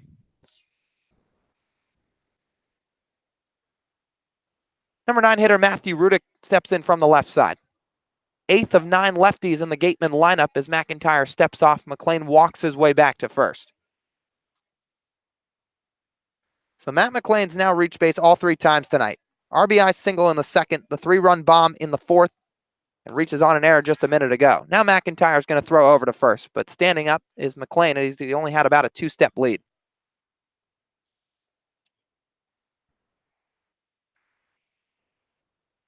DeSantolo playing about even with the bag at third. Middle infield back, playing straight up for the double play. The offering, swinging a high pop-up left side on the infield. DeSantolo moving to his left. It'll be Nick Lofton coming in to take charge, and he makes the grab. The Lofton puts away the 2nd out of the inning. And that segues things back to the top of the lineup for Braden Ward. Ward is 0 for 3. Hasn't had a chance to get on the base paths. Again, when he does, he's as lethal as any base stealer up here on Cape Cod. Ward hitting from the left side. A short stance outfielder from the University of Washington. McIntyre checks the runner, fires home. Ward squares to bunt. Back pick from Hackenberg to first. It bounces over Carlson into right field. McLean's going to hit the bag at second. He's thinking 3. Mosley the throw.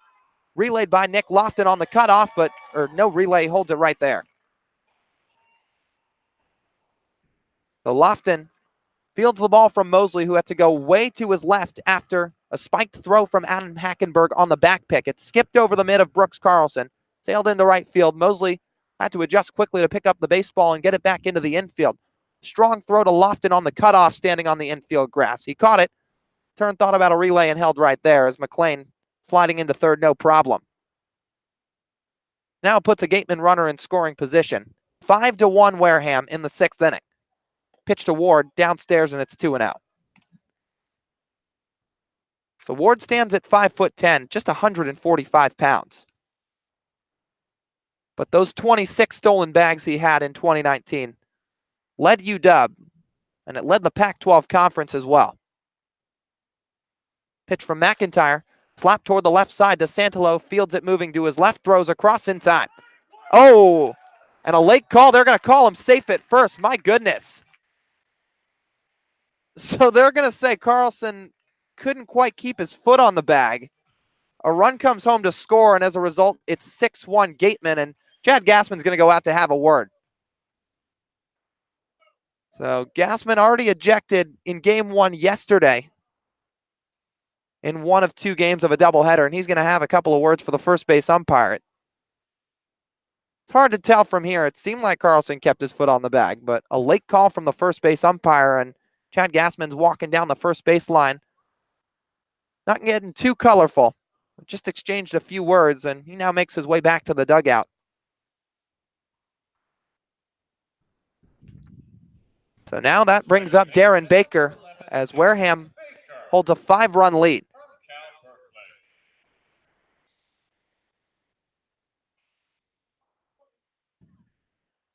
It's ruled in the official scorebook as an infield single. Baker hits from the left side. McIntyre winds and fires from the stretch. It's a called strike on a breaking ball. So 0-1 with 2 down. Second meeting of the season between these two ball clubs. 12-5 Gateman a victory in the first matchup at McKeon Park, and it's 6-1 here at Spillane Field. The offering, line drive toward the left side, fielded on a hop by Lofton, flips it short way to Servideo at second base, and the 6-4 fielder's choice will end the inning. So that does it for the 6th, but an additional Gateman run comes home to score on what was ruled an infield single from Braden Ward. 6-1 Gateman. And we'll be back for the top of the 7th when we come back on the Cape Cod Baseball Network.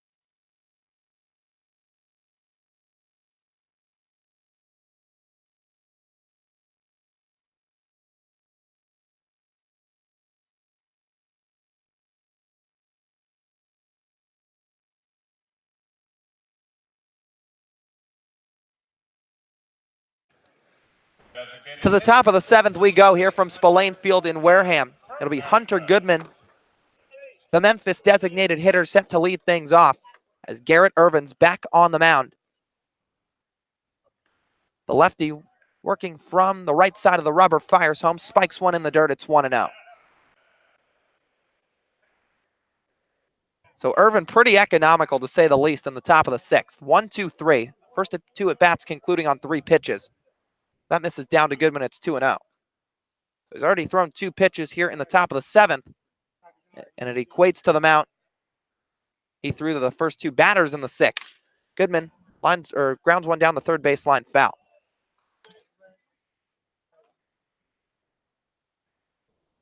Hunter Goodman today, 1 for 2, doubled in the 2nd. Just squeaked the ball past the diving, outstretched glove of Braden Ward in center field. And he struck out swinging in the 4th. Time's called as Goodman will step out. Takes a practice swing outside the box. Digs back in, taps the plate twice, and wiggles the bat above his right shoulder. The windup in the 2-1. Breaking ball, it's up high. 3 balls and a strike to the hitter, Hunter Goodman.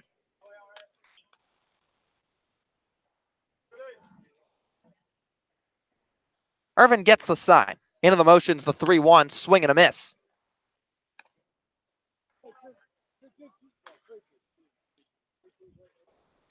So 1-0 the series score in favor of the Gatemen here in 2019. This is the first matchup at Spillane Field.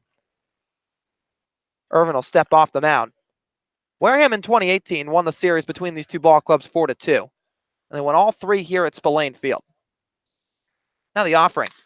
Swing and a high pop-up down the right field line into foul ground. Coming over quickly, Rudick. He dives and lays out to make the grab.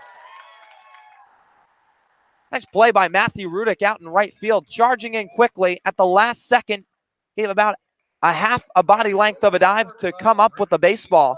And that's the first out of the top of the 7th. And what perhaps is even more impressive than the catch from Rudick was the amount of ground he had to cover to get there. And you mentioned the half dive, sprawling out, stomach first onto the grass in foul territory. That's a heck of a play. So now it's Rigsby Mosley hitting from the left side. The southpaw deals, and it's good for a strike. So 4-2 Wareham in 2018, including 3-0 in terms of games at Spillane Field. The last win Hyannis had here at this ballpark came on July the 15th, 2017. Mosley spoils one foul up and out of play. They won 7-2 on July the 25th. Hyannis missed the playoffs that season. Last year, finished 2nd in the West as Mosley chops one foul down the first baseline. In fact, they finished just 1 point behind the Wareham Gatemen. So again, it's 2 points in the Cape Cod standings for a win, 1 for a tie, none for a loss. And just 1 point behind them put them at 2nd place. However, they still made the playoffs.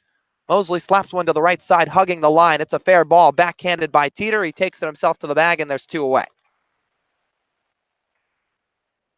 So now it's Adam Hackenberg. After Garrett Irvin's seen 5 hitters and retired all of them up to this point through an inning and 2/3. So Hackenberg the hitter. The windup and the offering from the lefty Irvin, it's down low. So Spillane Field, certainly an odd ballpark to say the least here on the Cape Cod League. 1-0, swing and a miss. We already talked about what we call the Raptor cage up above the third base dugout where we sit. We've also mentioned that gravel to make up the entirety of the infield where dirt would represent. Still grass. There's still infield grass, as Hackenberg calls time. So it's infield grass. In fact, the batter's box is dirt. The mound is dirt. But the rest of the infield is made up of gravel. 1-1, swing and a foul toward the right side on the ground. You look at Adams' jersey right now. He was picked off earlier in the game. That was to end the top of the 4th, and his jersey is just stained with gray from that gravel. 1 slide, and that's all it'll take. Irvin ready, the 1-2. Fouled away. Popped up and over the grandstands. But to go even further into some of the obscurities that Spillane Field holds, there is a field goal post, a football field goal post in the field of play. It's in foul territory, but it's in the field of play just in front of the fence down the left field line. As Irvin spikes one in the dirt, it's 2-2. So yes, Spillane Field in Wareham. Gravel on the infield. A bird cage or raptor cage where we sit, and a field goal post in foul territory in play down the left field line. 2-2. Called strike three, got him looking. Irvin spins a breaking ball to fool Hackenberg, and that ends the top of the seventh. So 6-1 Wareham through 6.5 frames, and we'll be back for the bottom of the seventh when we return on the Cape Cod Baseball Network.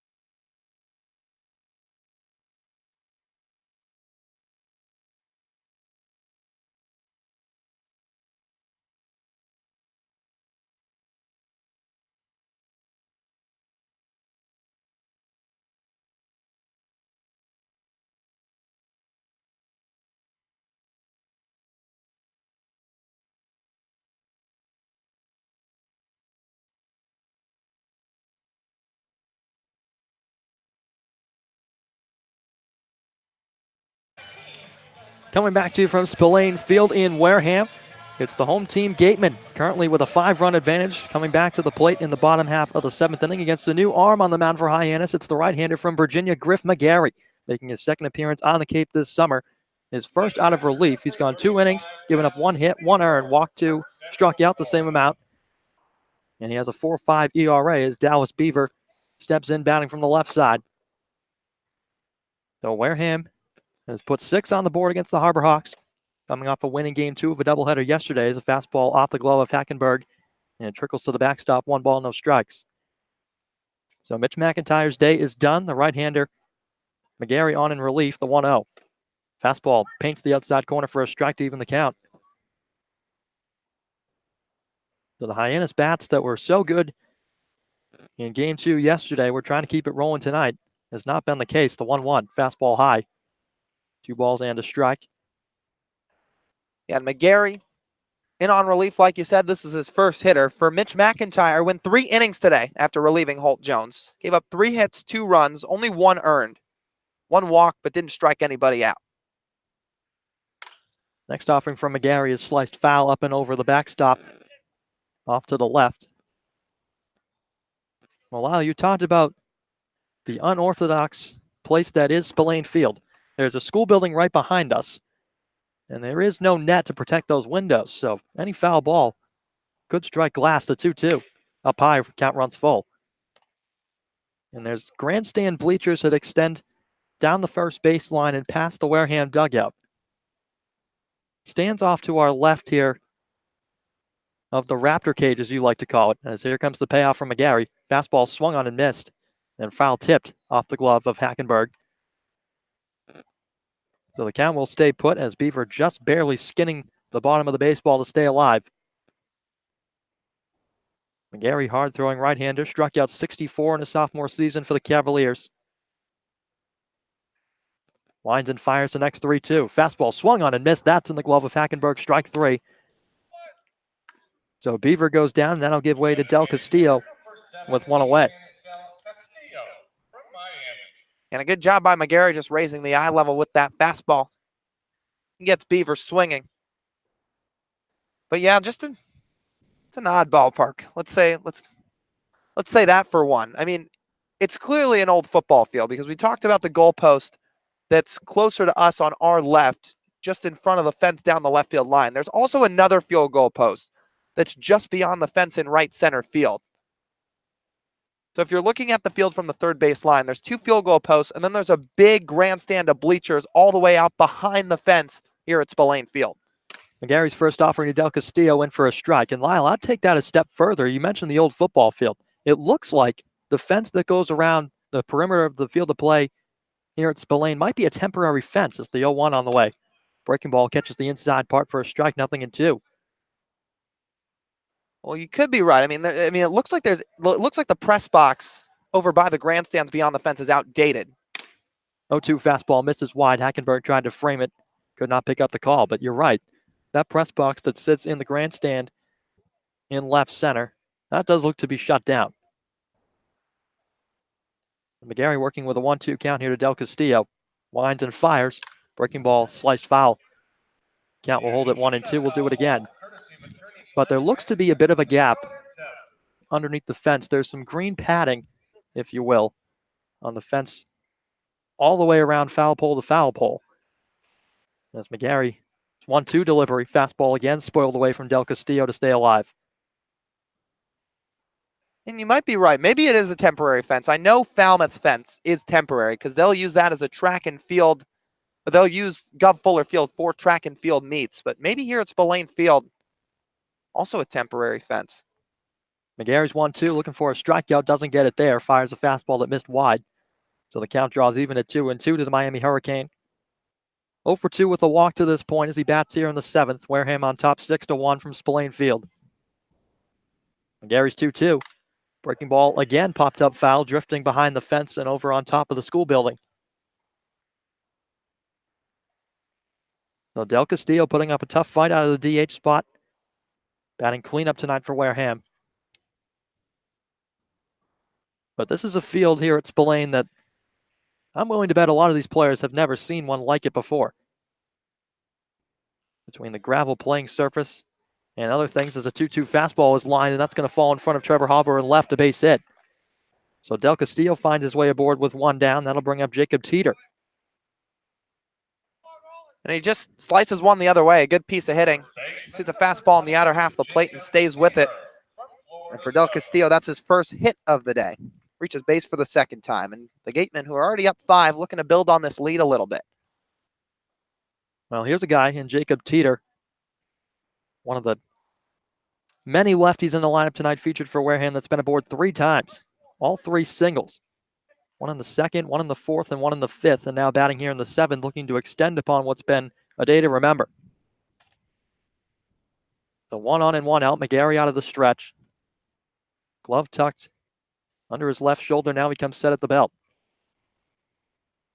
A breath, kicks and fires, starting to stop at first, into the dirt, smothered by Hackenberg, but he kicks it down the first baseline looking for it, and advancing up to second. Del Castillo takes a wide turn, but McGarry tracks the ball down in time to keep him there.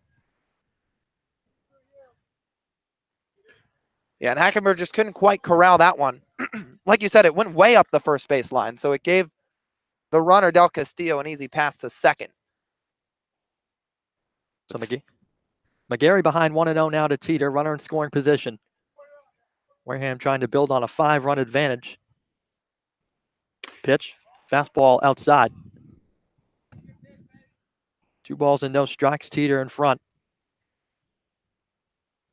But yeah, that ball skipped all the way down the gravel, we should say, halfway down that first baseline. And like you said, unlikely that any players have played on gravel before. McGarry set at 2-0. Steams in a fastball that paints the outside black for a strike. And the count runs back to 2-1. But yeah, you mentioned that. Nobody, I'm willing to bet on the infield. Lofton and DeSantolo were, of course, when they arrived here, kicking some dirt around to feel out the surface. Of course, Cervidio and Carlson on the right side of the infield. But, of course, all of these guys playing on dirt surfaces in their college season is now the left side of the infield creeps in And time is called at the plate. McGarry had started his delivery. And that's something that players don't really like too much, hitters or pitchers. More so on the pitching side because that's how pitchers get hurt. Once you start your delivery, could be in for some danger if you can't pull back in time. 2-1 the count. Runner aboard at second, the pitch. Fastball in the dirt. Picked by Hackenberg, 3-1. And you see, Brendan, you're absolutely grammatically correct with what you just said because McGarry just put it in the dirt. It's just such an odd layout. The mound and the box are dirt, but yet the rest of the infield is made of gravel. So they put dirt on a part of the infield, but not the entire thing as McGarry steps off. And I'm willing to bet, I'm not sure exactly. I have to go back in the history books and look how old this field actually is, but it could have been part of a renovation they just never finished. Not exactly quite sure, but I know this doubled as a football field at one point or another. McGarry stares in at Hackenberg for his 3-1 sign. He gets it, comes set. Right-hander, couple looks back towards second, now kicks and fires. Fastball catches the outside corner, strike 2. So McGarry bounces back, works the count full. Trying to punch out Jacob Teeter. Would be the first time this Hyannis pitching staff has kept him off the base paths tonight.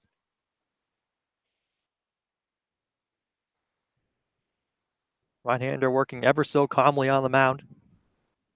Set with a payoff pitch. Here it is. Swung on and lofted on the infield. Drifting in under it is Nick Lofton and Servideo. It'll be Lofton to take it, and he'll make the grab 2 down. Yeah, nice job from McGarry after he issued that wild pitch. Just comes back in the at-bat, worked it back to a full count, and induces some soft contact with an infield pop-up. So here's Mike Antico, who's also been aboard twice. Was plunked in the second inning and came around to score that time, and then in the fourth, laced a single. So working here for the first time against McGarry from the left side.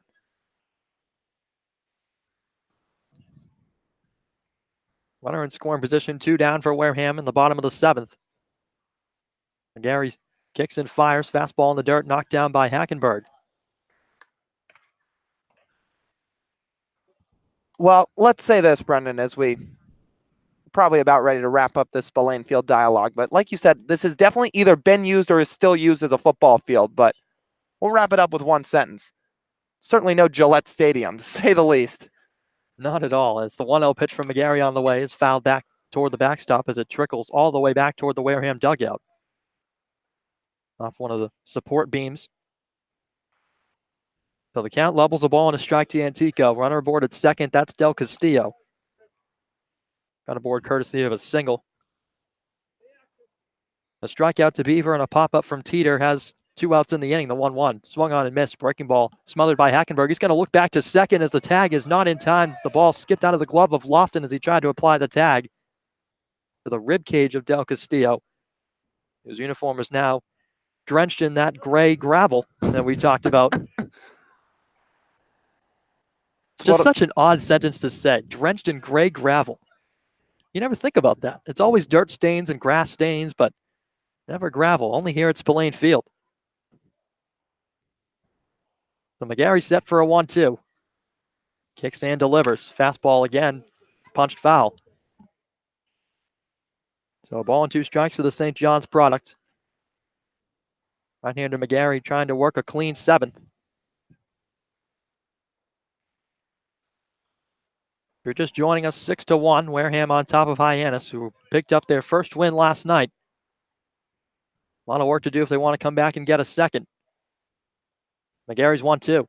Breaking ball. Tapper just to the right of the mound. McGarry off the mound to get it. Fires to first, and it's out of the glove of Carlson. Squeezed the glove just a bit too early. Del Castillo to third, and that's going to be ruled an error as Antico is aboard. So men on the corners, 2 down. That's a tough break, too, because McGarry made a nice play coming off the mound. To run toward the line and a little bit to his left to pick up the ball. He made a strong throw to first, and man, Mike Antico was flying down that line. I mean, he has some blazing speed from 90 feet from home to first, but McGarry had a good throw, just right in and out of the glove of Carlson at first base. So McGarry retakes his spot on the rubber after a deep breath behind the mound and gains some composure back. Runners on the corners, 2 down now, and this is Benjamin Sems, the shortstop, stepping in. First pitch to him, fastball, blows it by him, strike 1. Sem's well behind a fastball from the right-hander that time.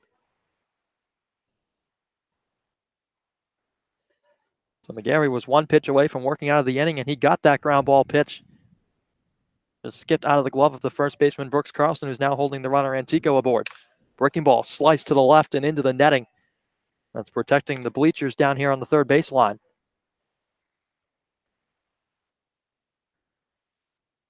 Certainly that'll wake you up a bit. So the count moves to 0-2 here on the Kansas shortstop Sems. McGarry again finds himself one pitch away from working out of a jam. Shakes off multiple signs from Hackenberg. Now he's got one. At the belt, kicks and fires an 0-2. Missed high.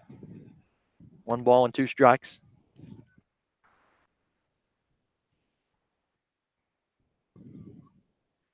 So the Gateman put up 6 on the board, but hasn't all come in bunches with the exception of the home run for Matt McLean. The 1-2. That's high. Runner goes for second. Faked from Hackenberg down to second. Throw back to third. Not in time. Diving back in safely was Del Castillo. Hackenberg's done that a couple times. Tried to fake the throw to second and entice the runner to try and break for the plate. Yeah, and that's kind of what you have to do on a first and third move, especially when a runner gets a good jump. I mean, as a result, we're trying to get a throw down to second to see if they could send Del Castillo home. But Hackenberg, as a result, just tried to back pick him at third. So McGarry set for a 2-2. Here it is. Breaking ball down the left side, foul. Whizzing past the Hyannis dugout just below us. As we mentioned, we are elevated on top of the dugout for the visiting Harbor Hawks. So McGarry will reset again with a 2-2 as the left-handed hitting Sems putting up a tough battle. Deuce is wild in the bottom of the 7th from Spillane. Right-hander comes set, kicks and fires. Swung on and missed, got him. Hackenberg picks it off the dirt. McGarry strides off the mound, and that'll do it. Couple strikeouts in the frame as Wareham strands 2. It's 6-1 as we head to the top of the 8th when we return on the Cape Cod Baseball Network.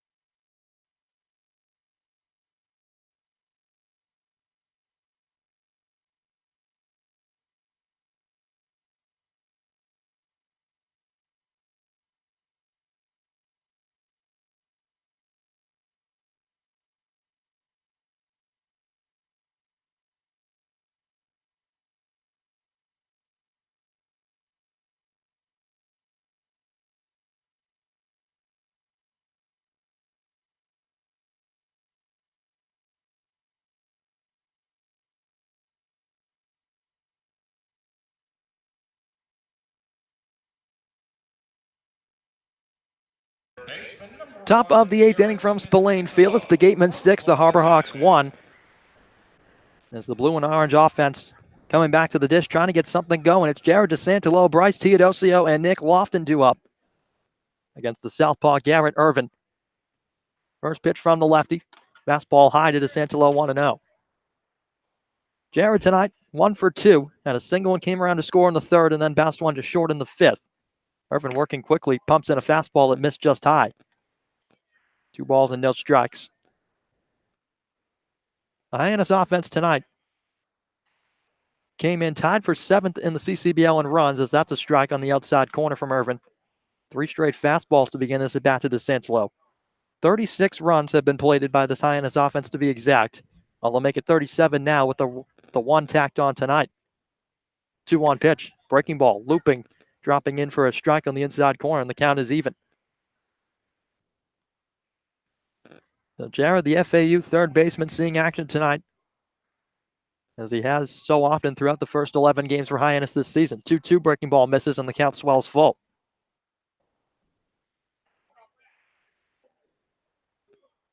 So again, Hyannis offense broke through for a win last night. A lot of work to do here as we enter the late frames from Spillane Field if they want to repeat that same fate as a payoff pitch is sent in the air to left, shallow left center. Ranging after it, Antico, and it will be Antico to come in on the run and make the play. And DeSantelo is retired for out number 1. So here is Bryce Teodosio, the number 9 man in the lineup. Couple of strikeouts on the ledger for him thus far this evening. But if you were tuned into the game yesterday at McKeon Park, you saw one of the better catches you'll see here on Cape Cod. First pitch to Bryce on the way is cut and a miss at a breaking ball in the outside corner. Foul tipped into the mid of Beaver. It was a deep fly ball to perhaps one of the deepest parts of the ballpark at McKeon. To right center. Teodosio was shaded a bit to the left of the second base bag on the alignment. Had to cover a country mile to get to it. The 0-1. Fastball, that one on the ground towards short. Ranging in is Sems. Fires across the diamond in time as Teodosio loses his helmet. He's retired, 2 down.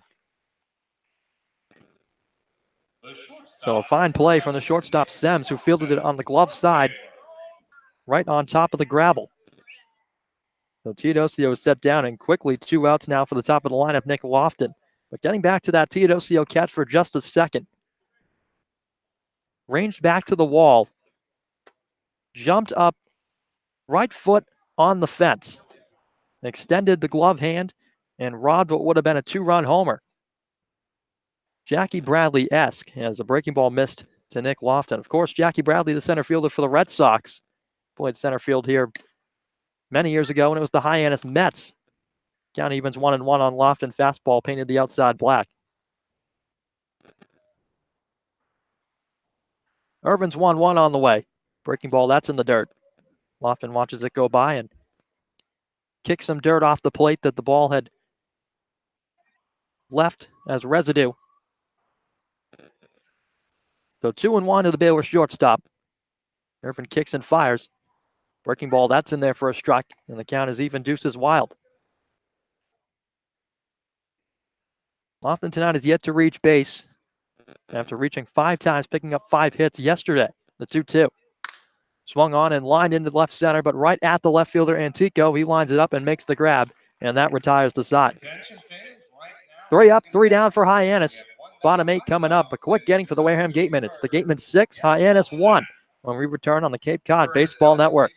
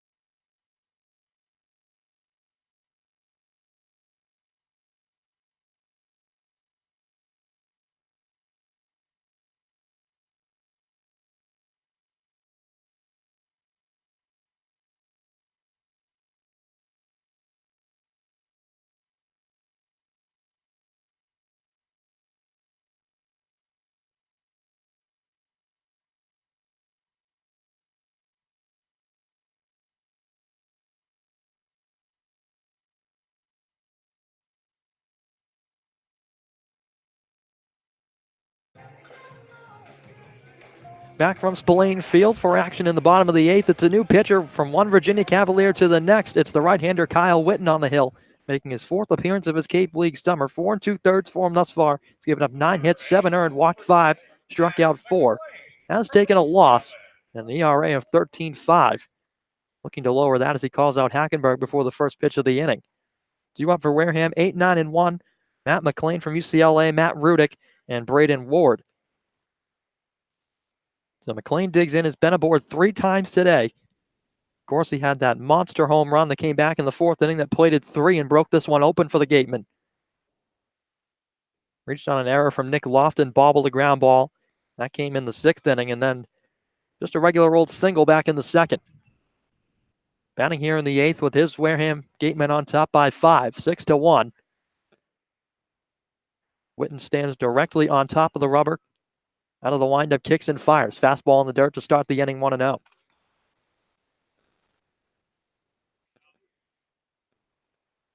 Well, Witten struggled a little bit to begin his Cape League summer. But we know this guy can pitch as he winds and kicks for a 1-0. Bouncer right back to him. He's going to take it over to first and flip to Carlson in time. So McLean is retired for the first out of the 8th inning. That's the first time he's been off the base pads all night. The 1 down now for Matt Rudick. And getting back to Witten. Went 5-2 with a 1.94 ERA. And how about this for a staggering stat? 73 strikeouts in 47 innings in his senior season. His father also played baseball at the University of Virginia as well, so has some background. No question, this kid is looking to carve a name for himself and trying to do so here against Matt Rudick from Washington as that first pitch runs in. And that got him right off the inner thigh. Bent over to take off the leg guard. Tosses it back to the dugout. He'll head down to first. Hyannis staff has issued a couple hit-by pitches in the ballgame. One came to Mike Antico back in the 2nd inning. And now this one, courtesy of Kyle Witten to Matt Rudick. So back to the top of the order now, Braden Ward batting with 1 down. The UW center fielder has reached base once, a single back in the 6th. Other than that, a fly out to center, a bounding ball back to the pitcher, and lined out to DeSantolo to end things back in the 4th. So Witten out of the stretch fires a fastball that missed wide, 1-0.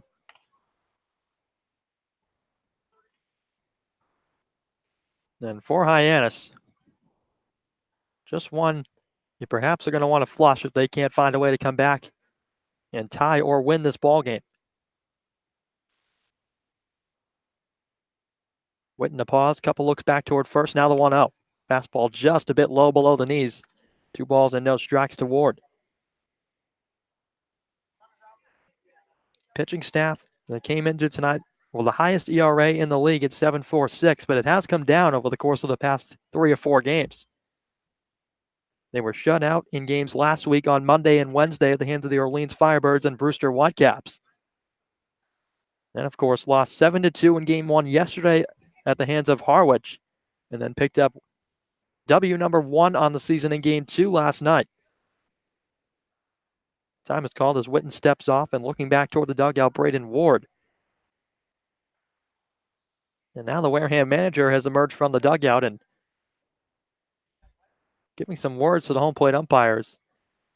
Not very happy. Jumping up and down outside of the dugout. Striding back and forth on the makeshift warning track here at Spillane. So the count 2-0 now to Ward with a runner aboard at first and 1 down. Pitch from Witten on the way. Fastball just misses outside. Hackenberg tried to give him the frame. Couldn't give him the benefit of the doubt, and the count runs to 3-0.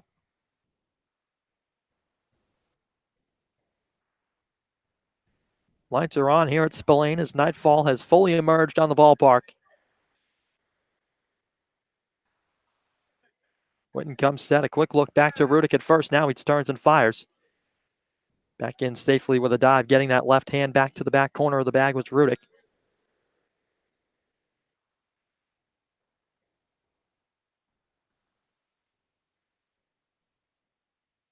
Witten has walked 5 men coming into his appearance here tonight. 1 pitch away from making that a 6th. He's ready for the 3-0. Here it comes. Starting to stop at first. Fastball in for a strike, 3-1. Witten stands at 6'3", 190, was a 4-year varsity letterman and a 3-year team captain. Hails from Manassas, Virginia. Spinning a check back to first again. A courtesy dive in for Matt Rudick. Just trying to keep that runner honest. Count 3-1 with one down. Bottom of the 8th here from Spillane Field. Wareham on top by 5 by a score of 6-1. Witten ready. Here's the pitch. Fastball at the knees, a called strike. And the count is back full 3-2. These Hyannis pitchers, when they have fallen behind in counts, not afraid to work themselves back with a couple of fastballs located over the heart of the plate to get it to 3-2. Witten challenging the hitter Ward that time. Now takes a long pause as he shakes off a couple of signs from his catcher. Now he's got one. He's set. Spinning a look back to first. Rudick in safely. Well, in many relief appearances this season for Hyannis, we've seen pitchers slow down their pace quite deliberately with runners aboard. Not so much out of the windup. But Witten with a couple of looks over to Rudick, 3 to be exact in this at bat. And Ward still standing from the left side awaiting the payoff pitch. Here it comes. Runner goes. On the ground to short, right at Lofton. Not going to look to second. Fires over to Carlson in time to get Ward. So Rudick, breaking before the pitch, is in scoring position now with 2 down for Darren Baker.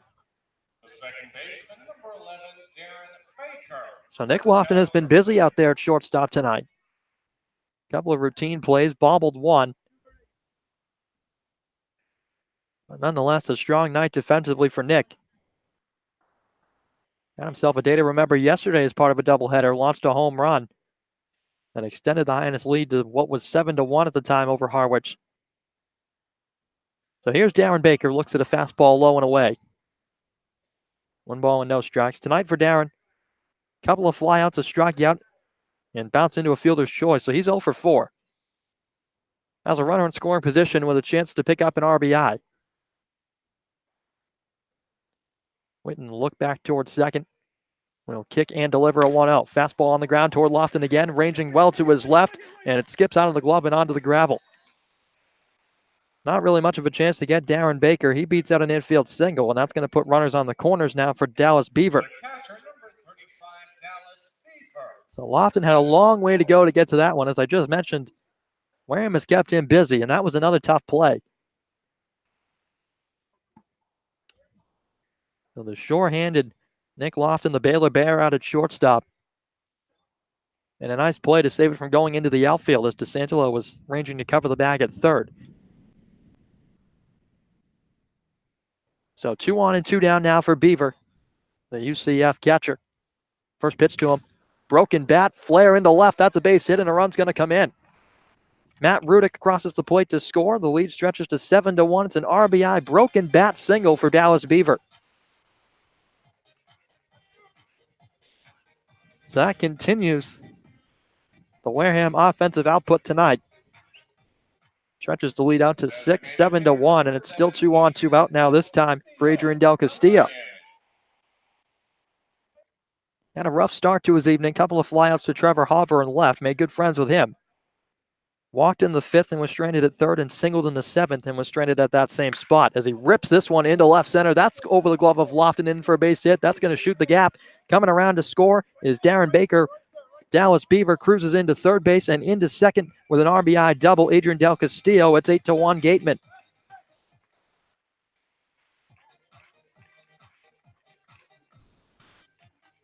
So Wareham runs on runs on runs. So the lead stands at 7. Kyle Witten struggling out of the bullpen here for Hyannis. Couple runners in scoring position now. Digging in from the left side again. This is now Jacob Teeter, who has 3 for 4 on the night. Done himself quite the day. Witten set, kicks and fires. Fastball low. Smothered in the glove by Hackenberg. Fires it back to the right-hander. Both runners back to the bag.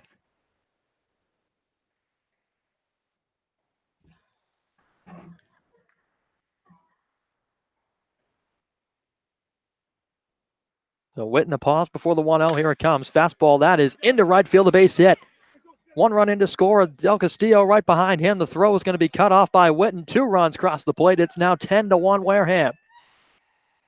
A 2 RBI single for Jacob Teeter and make that a 4-hit day for the Florida Southern first baseman. So Kyle Witten getting roughed up here in the 8th. Wareham pouring it on offensively. And that'll give way to Mike Antico.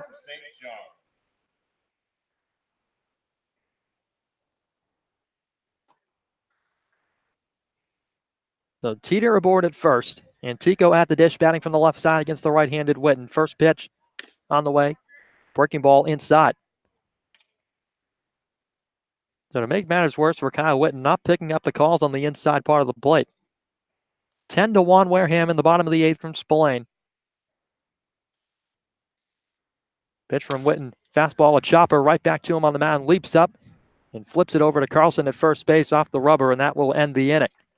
Wareham explodes. They played 4 in the inning to make the lead 10-1.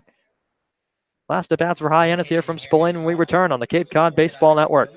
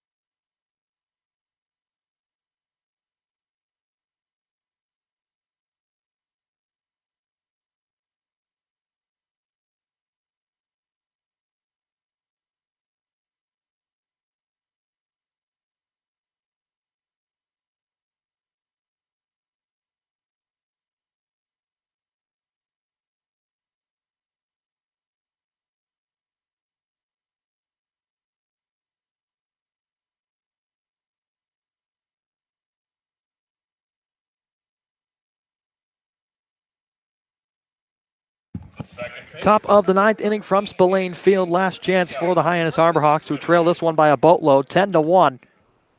A new arm into the game for Wareham to try and lock the door. Austin Weiermiller, left-handed southpaw, making an appearance for the Gateman in just a mop-up roll in a blowout. First batter of the inning, Anthony Servideo, watches a breaking ball down and away. 1 ball and no strikes. Another tough one here tonight for Hyannis. 10 runs put up on the board for the Gateman. 1-0 pitch, fastball, that catches the inside part to even the count. Servideo tonight, 1 for 3. Trying to extend upon that and put another hit in the stat sheet. The 1-1. Fastball high. 2-1 here to Servideo. Ole Miss second baseman trying to break through.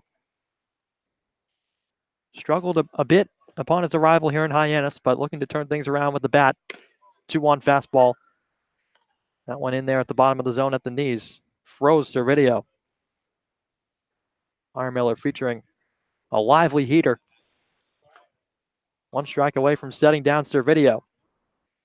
The 2-2 on the way from the southpaw. Breaking ball on the ground towards second base.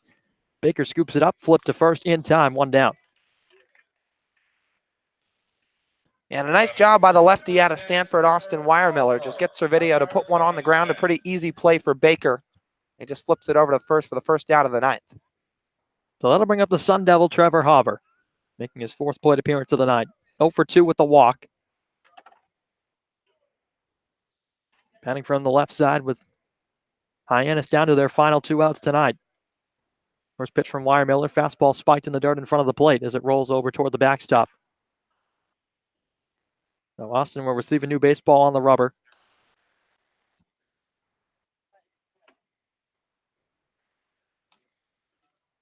The 1-0 to Trevor, waving the bat above his left shoulder. The pitch. Fastball down and in. Count moves to 2-0. And Lyle, another tough one for the Hyannis offense. And we thought after putting up 7 against Harwich in game 2 that they would have something to show for that tonight. Not the case. Yeah, it's been a tough go of it for him, particularly in the back half of the ball game. Last hit coming in the top of the fourth from Adam Hackenberg. 2-0 from Weiermiller. Downstairs, 3 balls, no strikes. Now, it's been a while since Hyannis has been on the base paths.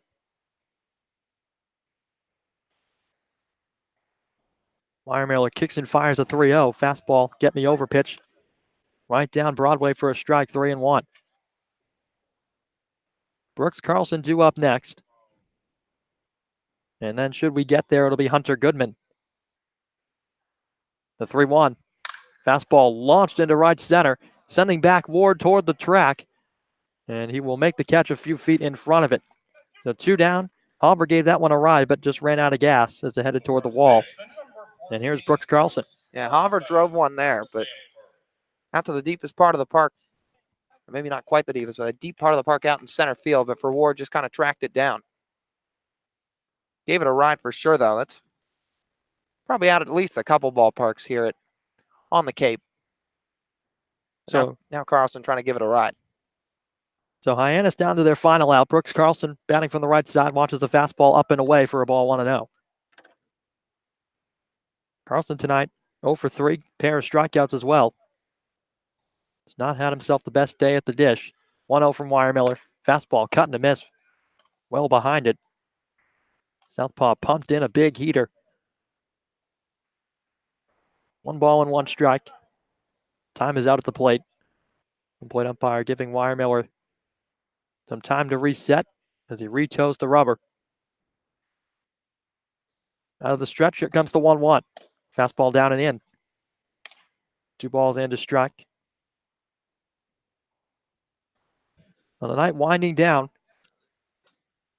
and barring a collapse of effort proportions, it would be the 6th win of the season for Wareham as a cut and a miss on a fastball again from Carlson. That one picked up the inside corner. And the count moves to 2-2. And the Harbor Hawks down to their final strike of the evening.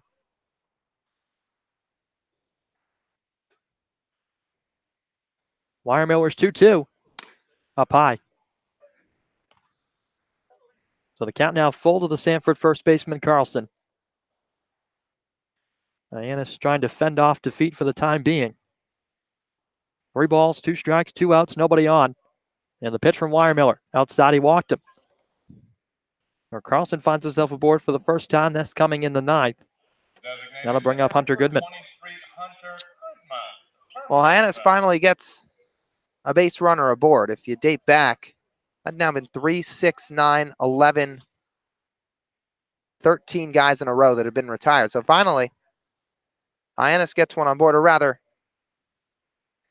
it's just been 11 in a row, not 13. But still, Carlson gets something aboard to keep the rally going. Hunter Goodman cuts and misses at a high fastball. So Weiermiller making an appearance here in the 9th to try and shut the door on Hyannis. Feature a lively fastball. He's used a couple of breaking balls here and there, but mainly his money pitch has been that big heater. 0-1 to Goodman, up and away. Coming out of the crouch to get it was Beaver. Back to first base is Carlson. Goodman's been aboard once tonight. Had a double that came back in the 2nd inning, struck out in the 4th, and flew out to right in the 7th. 1-1 from Weiermiller. That one is sent in the air to deep center field. Ward chasing it back toward the track He's got it lined up. He'll make the catch, and that's the ball game. So Goodman gave that one a ride, but Ward tracks it down just in front of the warning track, and that is the ball game. The Wareham Gatemen hang on. 10-1, the final score from Spillane Field. So Wareham hangs on to advance to 6-5-1 on the season. Meanwhile, the Harbor Hawks falling to 1-9-1. Well, Lyle, we talked about the offense coming into tonight. We expected a lot from the Bats, and they fell short, putting up just one on the board. Yeah, and they got off to a good start. They put up that run back in the top of the third. Wareham put up 2 in the bottom of the second to go up 2-0. Hyannis answers back in the third. That was on an Anthony Servideo RBI single. So it looked like they might have some fight in them tonight, but ultimately the Wareham offense proving to be too much. And again, they were a team that was looking to bounce back offensively too. They'd been blanked for 2 straight games in yesterday's doubleheaders. So a couple of ball clubs from the West Division, both looking to get their offenses going again. Tonight it was Wareham. They got the better of the Hyannis ball club, but plenty of time and plenty of ball games left for Hyannis. They'll just have to flush this one and try and come back tomorrow against the Falmouth team, who they were playing close through those first 4 innings earlier last week before it was called for rain. So there's some optimism going into tomorrow.